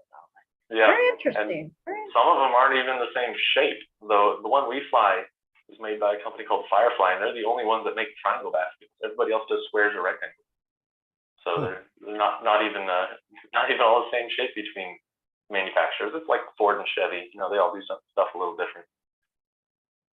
Very cool. I bet those the balloon itself, everybody has their personalized one. I'm sure the personalized ones, with the names on it and stuff, they probably cost a lot of money, right? Yeah, it's a lot like paragliders. You can get stock colors, or you can pick your own colors, but there's a longer wait time and it costs more. Very, very similar, just more expensive and a lot more fabric. The envelope, ours at least, weighs about 200 pounds, and our basket's in the 450-pound range with fuel. Yeah, they're pretty loud, right? Homemade baskets, don't they? What was that? Like little balloons for like a single person, or? Oh yeah. They're called cloud hoppers. Cloud hoppers? Yeah, because they're unpowered. Some of them, if they're under 150 pounds, because they're unpowered, they can be classified as ultralights. Yep. And they can be flown with no license, just like us. That's cool. Yeah.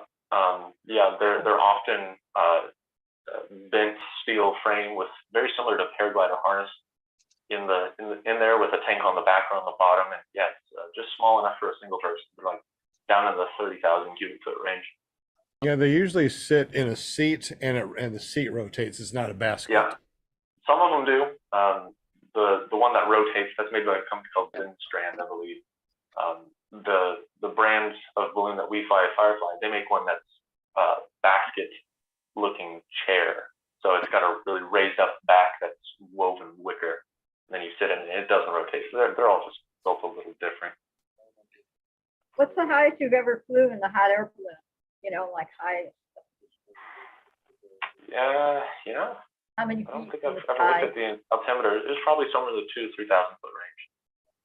But it's super boring, and it's usually very fast up that high. Do they have N numbers? Yeah. Or do they have a different one? Yep. No, they're all N numbered and registered. They actually have to type certify the envelope and the basket together. So you can't really mix and match brands as easily as you could with a Paramotor, where you've got a AirJet bottom end and an ozone wing, and then you change that for a Ppg, no big deal. If you have a Firefly envelope, Firefly basket, and then you get a head envelope, you have to get a new certification for the whole thing. So they're just as strict about that as they are with airplanes. Sometimes it's a little much. A lot of the written test is still for airplanes. And what is an envelope? The balloon itself, the fabric. The balloon itself is called an envelope. Okay. Yeah. Very cool. Learn something new every Monday. This is absolutely awesome. Yeah, don't annoy your balloon friends. They probably have really nice LEDs. Yeah, right. That is so neat. So, do you have a altitude limit? Well, they don't carry transponders, so you have to stay out of most controlled airspaces. but it is a full certified aircraft. So if you carried a radio, you could fly through Class C, Class B. Wow. You can fly over people. That's not a problem. I guess you can't really go into Class A without a transponder. So 18,000 feet would be the max. But I've never known anybody to go that high. You actually run out of oxygen for the plane, so it starts to putter out around 12,000. They call those weather balloons. Yeah. That would be tough. Well, actually, didn't somebody go up in a balloon like really, really high to the edge of space and then jump out? Yeah. That was helium though. It wasn't hot air. Oh, okay. Okay. Yeah, stays buoyant. And the world, circumnavigating the world record, those type of balloons are hot air at the bottom and helium at the top. It's kind of a hybrid. Hybrid. That's neat. I didn't even know that. Jim has a question from the super chat. Yeah, Tony Marzano was wondering, have you ever jumped from a balloon, like skydived, or have you seen anybody do it? That sounds like a funny question. I have seen people do it. Unfortunately, I've also known people who've died doing it. It's really cool as a skydiver to leave with no wind in your face, but it's pretty dangerous for a balloon because when you lose 200 pounds of ballast, you shoot straight up. So if you do it wrong, you can really get in trouble. And there have been some pretty sad accidents like that. So I've never done it. Pilot died? Yeah. The pilot? Yeah. You shoot up too high and then it's hard to recover. But hard to tell me, what happens if you shoot up really high and hard to recover? What? I don't understand. Isn't it? Well, in that incident, he had taken skydivers up. They jumped. He landed, and the weather was turning bad. But he took another load, shot back up again, and got stuck in the thunderstorm. Oh. And, there's a point where you have to keep the balloon warm enough to stay inflated. If you don't, it turns into a streamer. Nobody really knows, but we think that's what happened. I didn't even think about it. But for that reason, I have never jumped from one, and I've never seen it happen in person. Gotcha. But Tucker's done it. He's base jumped from basically a let it go hot air balloon, and you can see what it looks like when it comes streaming down. So there's some risk there. Okay, very interesting. I did not know that.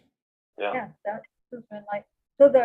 What's the difference on the helium balloon and then the balloon like you fly? The helium doesn't have the gas going through it. The heat, the flame, propane, I should say.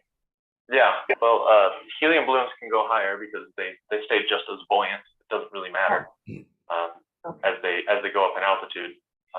They don't need oxygen to keep going, but they're harder to control, and they have a limit on how much you can control. So you carry ballast with you, and it's usually water or sand, and you throw it overboard to make yourself lighter to go up, and then there's a vent at the top, just like a hot air balloon, to make you go down to release helium. But when you run out of ballast, you can't go up anymore. So you have to be really, really careful, really deliberate about maneuvers. And helium is also super expensive to a point where people are going back to hydrogen gas.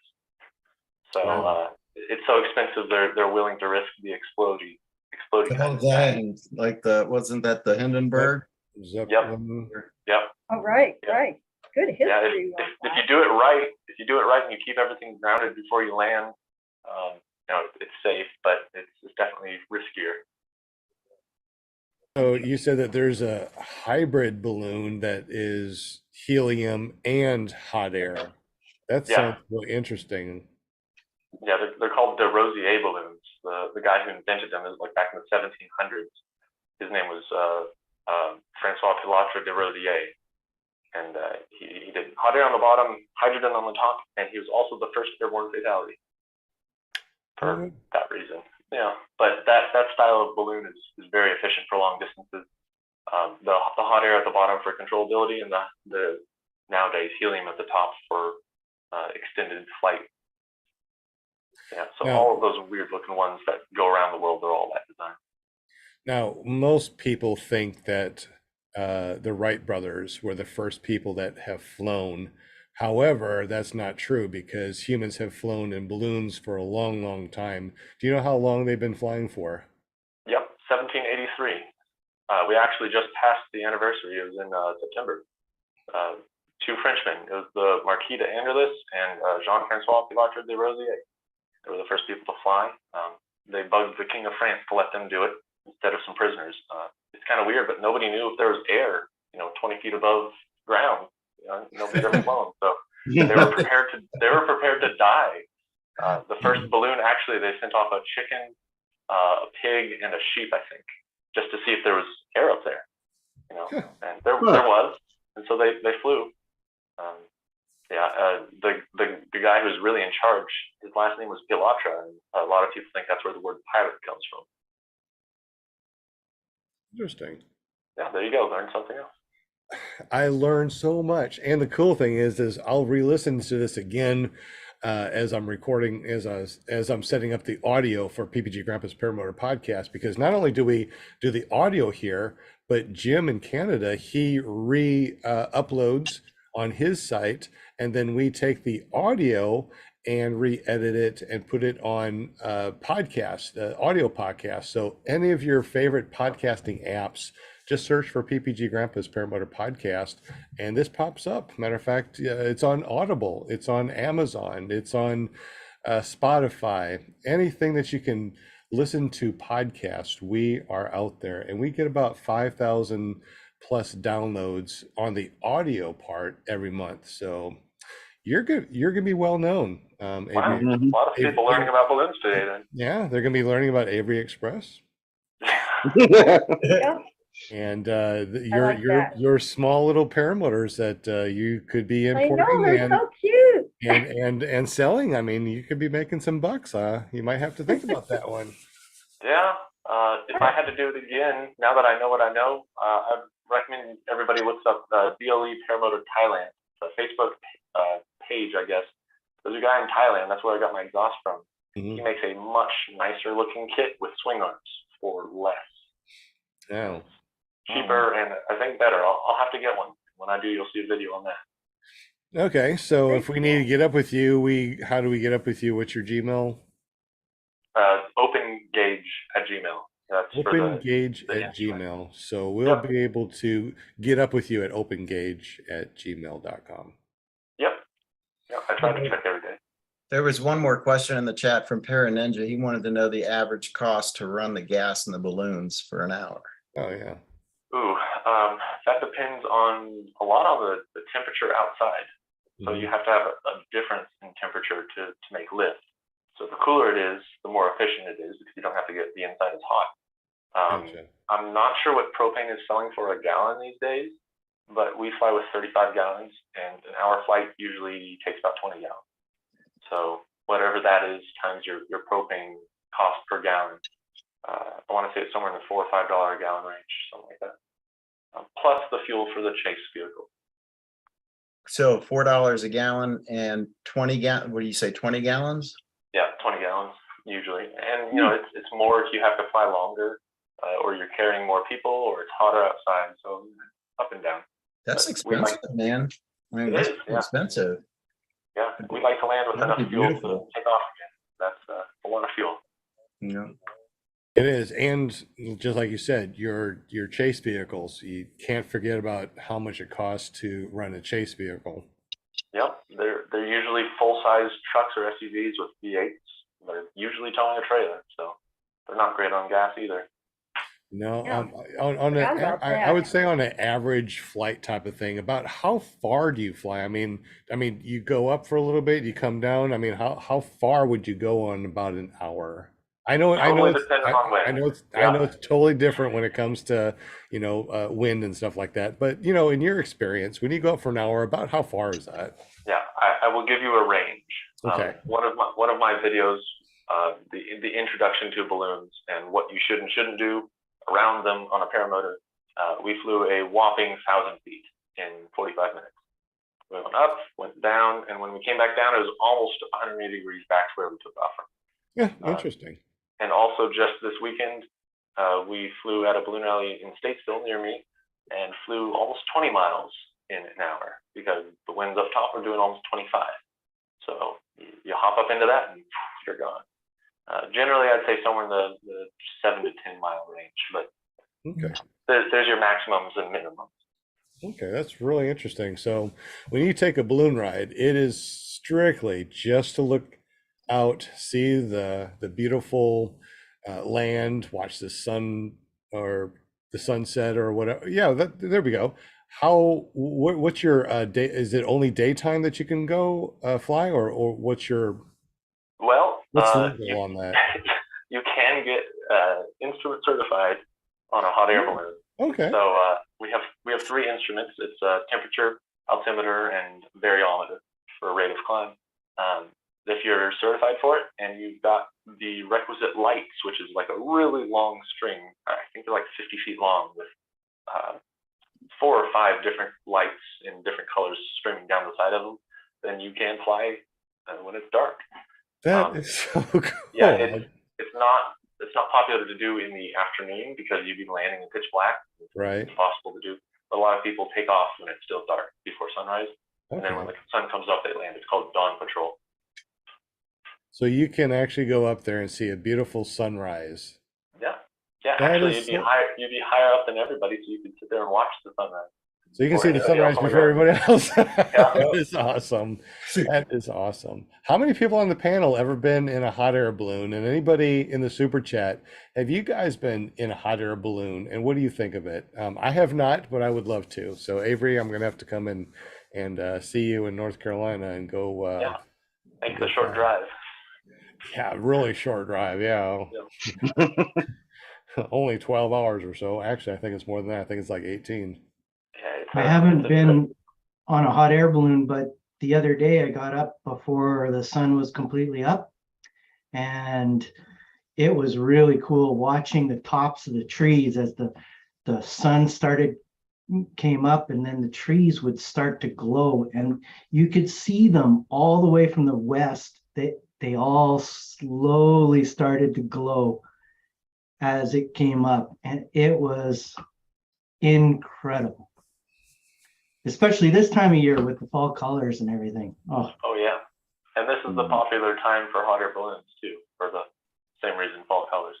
But they'll run year round, so find an operator near you, make some friends, maybe share some LZs. Yeah. That is I've been in a hot air balloon, but it was tethered, and I was just talking in the chat that I thought someone went up for the first time. But anyways, I'm wondering how scary it is. You know, I'm afraid of heights. I don't like being on roofs. I don't like looking over second floor balcony. But just like strapping into a paramotor, when you get in the balloon, it's like you're in a cage. It feels very secure, and I've never worried about it. Really? There's no acceleration, so everything that happens so slowly you don't feel like you're flying. You feel like you're standing. There's not even any wind usually because you're moving with it. Yeah. Oh. Dead calm, no feeling of flight until you come back down to the ground again. Well, I know a balloon pilot, and I've told her, I said, I'll give you a ride in mine if you give me a ride in yours. She hadn't taken me up on that yet. Yeah. Oh, you should do it, Will. No, I don't think I could. I don't have a trike. I certainly don't have a tandem. That'd be hard to foot launch, but I guess, whatever. I think they're more afraid of our method of flying than we are of theirs. I guess it's what you don't know, Yeah. Yeah. And I'm with you too, Avery. I am afraid of heights. You will not see me on the roof. You will not see me climbing a tall ladder, climbing a tree. No.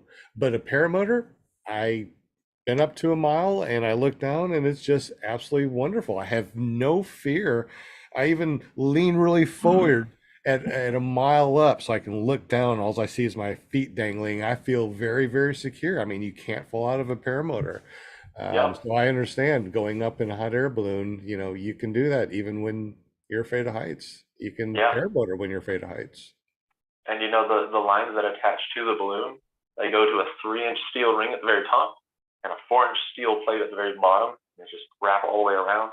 Our balloon has 18 lines. One of them is strong enough to hold the entire system. So it's Oh, wow. probably, I think statistically, it's the safest way to fly. Fewest accidents, fewest malfunctions, simplest way to fly, period. Interesting. Well, I mean, kind of like when we fly in paramotors, each line can hold, hundreds of pounds. So, Yeah. It's very rare when a line snaps. It's usually when you do lots of crazy acro or something like that, instead of just going up and looking at everything when you're flying a paramotor. Yeah, and you don't do a lot of acro on a balloon. I would like to see a barrel roll. Avery, if you do a barrel roll in a hot air balloon, I think that people would be like, I like that guy. That guy can do some cool stuff. Do an infinite tumble. Wow. That would be cool. That is neat. Bonnie in the chat, Jim just posted this for us, said, do you have safety harnesses or some sort of safety belts in a hot air balloon? Or you just stand there and you can like jump out if you want to or fall out? Yeah, in the early days, which was actually only about 40 or 50 years ago now, really hot air balloons as we know it started in the 70s. But back then, yeah, they wore helmets and they wore like fall arrestor gear and tied off, to the floor. But no, generally you don't have anything like that. The edge of the basket is usually just above waist high, and there's no forces in flight, so you'd have to intentionally jump out, which is a bad idea for the record. If you ever take a balloon flight, only leave the basket when you're told to. Don't fall out of the balloon, gotcha. Yeah. It's the same way hydrogen balloons and those types go up. If they lose ballast, you go up. So 150, 200, 300 pounds of people falling out. I mean, you go up pretty fast. Yeah, it would be a lose-lose situation, wouldn't it?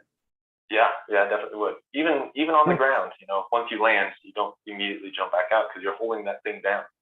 And if it's not a safe place to continue flying, you just put the people flying in a lot of danger. Stay in the balloon. Interesting. I wonder if that's ever happened. Has anyone lost a balloon?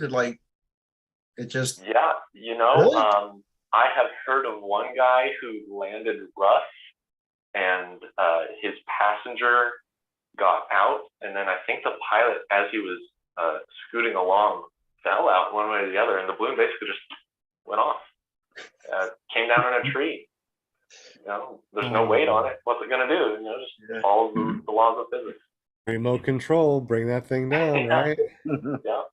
Just like remote controlled paramotors, there are remote controlled hot air balloons. They work the same way. Cool. Wow. Tony Marzano also said, do you use apps in your like PPG does? So I assume he's talking about the... Yeah, I use, I'm on Android. So I use Gaggle for flight recording and hour keeping tracking. And I use an app called Radar 2, which is aggregates ADS-B transponder data and gives you an audible alert if an airplane with a transponder is close to you. So as I'm flying along, I've got a very expensive sound for my radios. It's a Bluetooth aircraft radio, Baofeng radio with a Bluetooth adapter, and then my phone into the same Bluetooth adapter. So I can talk on both radios, but then I also hear the alerts from my phone through my headset. It's just Gaggle to record in the background and Radar 2 for anti-collision. Really. I've never gotten close enough for that thing to go off, but it's just another little safety tidbit that I keep on. You wear headphones on your balloon? No. Oh, I thought you said that. No headphones. I thought you said you have one on in your headphone. Okay, I guess I misunderstood. No, yeah, just the usual Cena setup for a paramotor. But no, usually don't even wear a hat on the balloon. Interesting. Yeah. Interesting. Well, we are close to that 2-hour mark. I cannot believe that we chatted so long, and I know that it's time for dinner for you. So I guess we will say our farewells and let you go eat dinner. Thank you so much for talking. Thank you so much for all the information. Man, this was incredible, and wow, thank you so much. Yeah, I'll probably be on some other time. We'll try to line something up. You're very welcome to informative. jump on anytime that you want to and be on the panel, of course, just like Josh does. He's jumped on the panel and became There you part of us, and Jim did the same Yep. thing, and now he's part of us. Yep. Oh That's no, how we roll. I'm being assimilated. I've got to ask, what's for dinner? Because I'm hungry. I don't know, probably Chinese. Ooh. Oh, freezer's right there. I'll find out in a sec. There you All go. right. Well, Sounds thank you, good. Avery. Thank you Thank so you. much for being on the podcast. Wealth of knowledge, information, things that I did not know to even ask. I've learned tonight. So thank you so much. I always seem to learn things tonight, every Monday night on PPG Grandpa's Paramotor podcast. And thank you. I mean, Yeah, thanks for having me. It was fun. it was awesome, buddy. It was awesome. Appreciate you. Yeah, it was Thank a you, pleasure, Avery. man. Absolutely. Go eat your Chinese, and we appreciate you. We're going to chat for another 5 minutes or so and say goodbye. But how can we find you? What are your websites, real quick? Okay. My Facebook is just my Facebook. It's nothing interesting. My YouTube is where most of it happens. That's Avery Flies, Flies, Avery Flies, and Instagram is this guy Aves, which is kind of personal life paramotor stuff. But I'll post anything I fly every time I fly. And how about that really cool 3D thing that we can print? Oh yeah, OpenGauge, open-gauge.com. Open source. Is it GAGE or how we spell it? GAUGE, like an instrument gauge. All right. So don't be spelling it wrong, guys. You won't go to the right place. All right, buddy. Thank you so much. We appreciate you, Avery. Thanks, and Dave. have a great evening. Come back and see us anytime, bud. Will do. We'll see you later. Have a Thank good you. one. Good night. Time to eat some Chinese. Sounds good Yeah. to me. So that was a really good show. I really enjoyed it. I did not know about all the balloon stuff. I really know. didn't. That's really cool. This was I fun. mean, Yeah. neat. Yeah. We learned a lot. Now I need to find a hot air balloonist around me and go take a flight. I mean, I think that'd be really fun. I didn't realize how neat it was. I was always kind of afraid of a balloon, but the way he talked about it and how safe it is, it sounds like something I might want to try now. Yeah. I would really have to probably, just like Will, I would really have to think about going in one of those. Well, I forgot to ask him how deep the baskets are, because he said that they I'm go full up. 5'2". He said, No, I mean, you already like how took the tall- tandem. Yeah, Apparently, this is easier than a tandem. yeah. What's the worst that could happen? He Yeah. said that the baskets are just over your waist. Yeah, so it's almost impossible to fall over. Just don't look down. fall out of the Almost. basket. Yeah. Yeah, almost. We got What's that big old bug in the air? Oh, it's Linda. Get her. we also stream our audio live too through our Podbean, and we had Alt Julia. I think I said Alta Julia has been listening. So thank you very much for listening on our live audio stream through Podbean. Very cool. It's almost 9 o'clock. I know that you guys need to GTFO and do something fun other than stay here and talk about paramotors.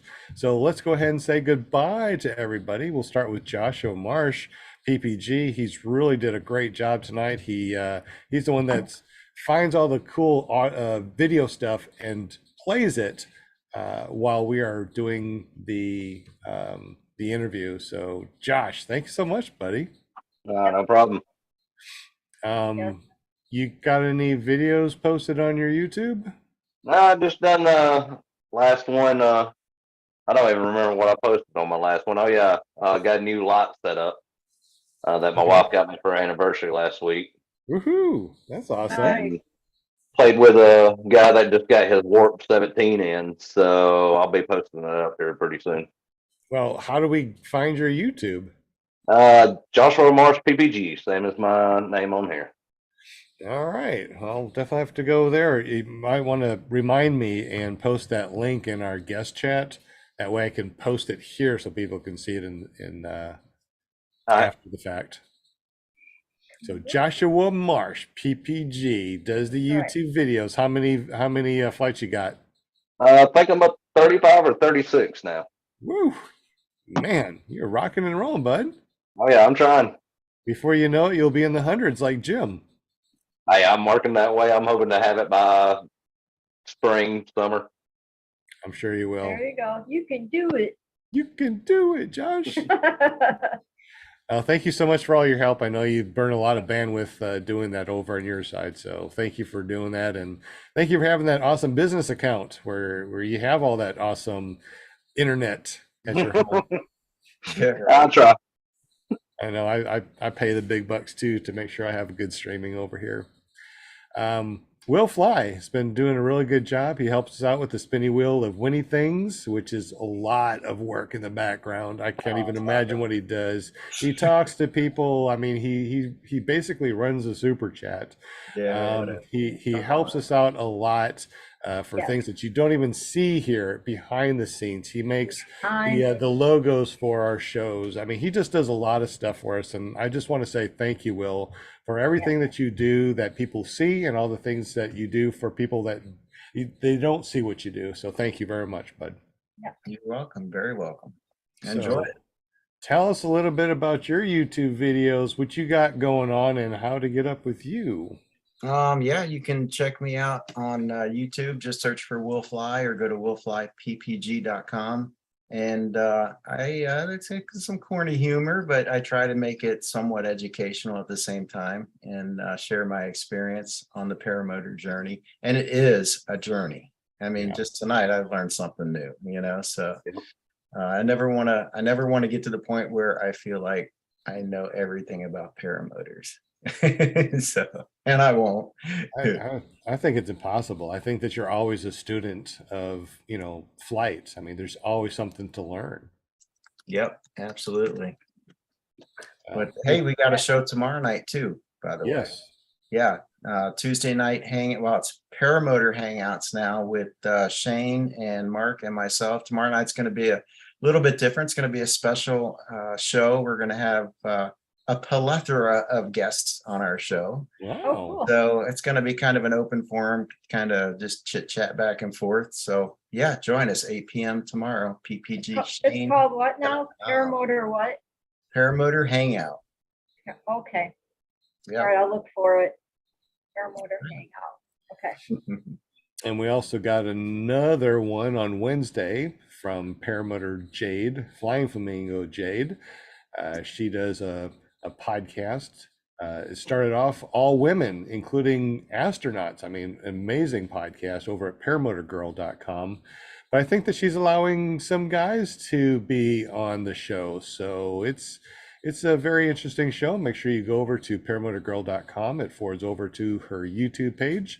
Make sure you hit subscribe and that bell notification so you know when she posts some cool stuff. Yeah. And we also got Linda, our paramotor mama. What's up, paramotor mama? You got a famous son too, don't you, that does something on Thursdays? Yeah. Paraglidingtalk.com on Thursday night with my son, Robert Michael. And it's always fun to be on the show. If you guys saw the show last week, it was really good. 3 of the guys that were on there were our former guests. So for me, it was like when I made sure that I got in Zoom, as you saw, because I always ask them, send me the link. And it was like a little reunion with the guys, and it was a lot of fun. So that's what I love about all this. I meet so many people, and I'm like behind the scenes gal because I want to get awesome guests on our show, like Joshua. And and Avery, that's right. But it's like it's so fun to to look and see who I can get on the show, and it's not even work for me. It really isn't. Just like I get in that zone, and then I don't stop till I get that calendar filled. So anyway, it takes a know you're already up to booking people in December. Yeah. So who you saw in the chat, in the guest chat today, I booked him for December 5th, and he's super, super duper excited. I got my trusty calendar that I got from Jim, and I'm super excited about the new calendars. I'm looking forward to get a new one eventually. Let's see. I'm looking at my calendar here. And we have John Allen. We have him next week. Okay. So John, if you're listening, Yes, John. we need a bio in the guest chat. And if you want to have your own trailer before the show, we need a less than 3-minute video. Just Okay. put it in the guest chat, and that's what we'll see for this whole week before the show starts. Yep. I usually ask this, I usually put it in there when I message on like Friday before the Monday of the show to remind them, and then I just throw it in there. Hey, can you put a bio in the guest chat? And then if I forget something, then I know that Grandpa will jump in there and say you got to do this and that. But yeah, as far as let's see, November we've got Michael D'Antonio. Hope I said his name right. That's Mad Sloper. And then we have Michael Richard Pratchett. And then the 21st, we have Mark and Shayna Denny, which that's going to be a really good show. And then David Proctor on the 28th, really cool guy. That's going to be fun. And then we have Shane Collard, another Shane, on Wow. December 5th. So You'll be able to call him Shaney. yeah, Okay. I said, and I told him when I booked him in the chat, on the message thing, I go, what's another Shane in the group? Let's just throw him in there. So Yeah. anyway, thank you so much, chatters. I'll quit chatting so you guys can go and everything. But I appreciate y'all. Like I said, it takes a village to do this, every week on the It's- chatters, viewers. We it's couldn't do it without you. Something that I can't even thank you enough for what you do. And we wouldn't have all the guests that we do if it wasn't for you. If you want to be a guest on the show, make sure you go to www.paramomusa.com. That forwards over to our Facebook page, and you can say, yo, Linda, I want to be on PPG Grandpa's Paramotor Podcast, clearproptv.com or paratalk.org. I know you hear all these things. It's like, so what are all these different names that you hear? Well, if you search for PPG Grandpa's Paramotor Podcast, you're going to find this podcast. The video that you watch is ClearProp TV. If you want to listen to us, you go to paratalk.org, and that's all of our audio that we uploaded to the internet. But if you have that favorite podcasting app, just search for PPG Grandpa's Paramotor Podcast. And of course, find it. what's that? You're bound to find it. You're bound to find it somewhere out there. I think even if you type in ClearProp TV, you're going to find the podcast. I mean, you're going to find it. We're going to talk to Jim a little bit. He is our official sponsor of the show. He helps us get the stickers, like Linda said, the calendar, paramotorcalendar.com. And we're going to do something a little bit different because ppgzone.com that's really helped us as far as hosting the Paramotor calendar, getting that set up. A great website is basically a Facebook for paramotor pilots. At the 31st of October, he's shutting down the site, which is very unfortunate. Josh has been so gracious at making this, putting out in his own money, making this happen. And he's just really busy right now and won't be able to do anymore. So we definitely appreciate Josh, ppgzone.com, but it's going away. So Jim and I have decided to do a little something different, and we're going to be also printing out the calendars, but it's going to be on a different website. We still can find it at paramotorcalendars.com. Not right now, later. And we'll talk about that on a different show probably. Anyways, Jim, thank you so much for hanging with us and being our official sponsor. Tell us again all about carepp.com and what we can get if we click on that QR code on your screen. Yeah, if you go to that QR code, it'll take you to my landing page, which is directs you to DIY printing. It directs you to our custom printing website, the carepp.com. And then also, if you want to see my paramotor shenanigans, it's on there too. I got them all there. So it covers everything. Let's put it that way. So I know it's been a while since we've asked you, but what flight are you up to now? 187. Ooh. And it looks like I'm out of the air for a little while because I burnt another hole and another. Oh no, not burnt Stop that. hole. Ouch. Yeah, That hurts. Yeah. that sucks. Jim, what are you doing? Why are you burning holes? What oil are you using and what ratio? Well, there's a lot of things that I need to look at with this. Okay. But there It's was also, I mean, and we got the carb too, so we're gonna have to figure this out, man. We can't keep on having you burn holes in your head. I did have 36 hours on it though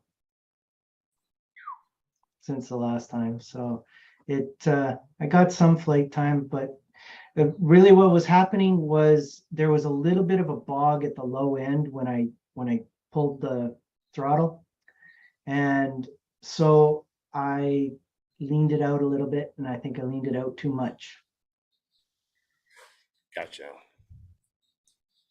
Understandable. Well, Do you have a temperature gauge on yours, Jim? I do, but I don't have the 2-foot section that goes between the temperature gauge and the throttle. little thing on my spark plug, so it doesn't work. Oh. It's kind of like having your reserve in your trunk. Yeah. I understand. We don't want to do a reserve in the trunk. No reserve in the junk in the trunk. I hear you. Well, Jim, we appreciate what you do for the show. And like you said, go to carepp.com. Check out his printing. He does the DIY and he does a full service printing. So if you win the Paramotor logo from Wade Collins, you can probably print up something really cool, including a calendar with it. If you want to have your very own logo, get up with me, 501-747-3558. I'll get you in touch with Wade Collins that does the Paramotor logos, and for a very small fee, he will make you your very own Paramotor logo. How cool is that? I think it's pretty cool. That's pretty cool. Very awesome. All right, guys, I know that you got to go. I know that we're dropping out people like flies. We're down to 8 people already. Yeah. For the people that are still in here, thank you so much for hanging out with us to the very end. We definitely appreciate you. We are going to go ahead and say goodbye to everybody. My name is Sean Symons, also known as PPG Grandpa. You can find me at ppggrandpa.com or iflyparamotors.com. We run a school over here in Arkansas called Paramotor Arkansas. You can find us at paramotorarkansas.com. We're going to have a really cool new website that's being beta tested right now. And once that goes live, Paramotor Arkansas is not going to be forwarded to our Facebook page anymore. We're going to have a real full service, awesome website that I can't wait for you guys to check out. If you want to beta test it, let me know by giving me a text at 501-747-3558. If you don't have that number in your phone, put it in your phone. If you want to talk about paramotors, text me anytime that you want to, Monday through Monday, 7 days a week, sun up to sundown. Anybody else have anything? Want to use this 5 minutes of fame to throw out some .coms or what you're doing? Maybe sell something. I don't care what you all do. This is your time now, guys. What do you want? Network marketing opportunity. Would that work? There you go. Any MLMs going on? You're selling some MLMs? No, man. I got a track for sale if anybody wants one. You got a what? A track for sale. A power Track? to fly Phoenix with full setup. Tell us a little bit about how much. Tell us about it and how much and how to get up with you. 300 Cosmos on it. Got about 6 hours of flight time. Got a 34-meter Da Vinci Duet with about 5 hours time on that. Helmet, gas jug, fuel, everything included. Windsock. Asking 16.5 for it right now. Awesome. How do we get up with you? Find me on Facebook. You can also email me at joshuamarshppg.com or at gmail.com. All right. Be the first one to grab an awesome setup from Joshua. Anything else from anybody on the panel? Anything else? Selling anything? Buy anything? Want something? Want to shout out somebody? Shout outs to your favorite peeps? I have too many favorite peeps. You'd be here all night if I started shouting out names. You know what I mean? You guys are all para family. So there you go. Awesome. Yeah.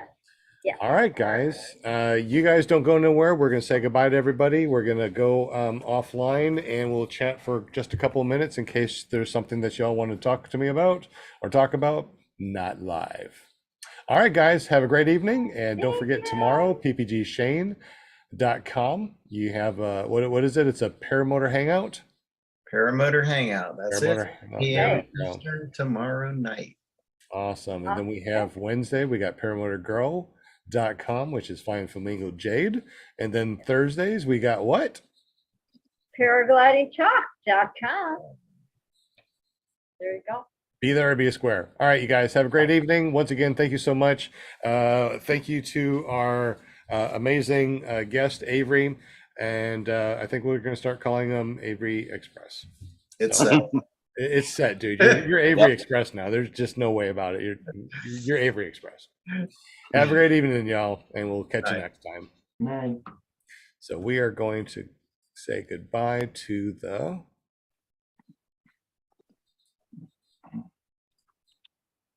our audio.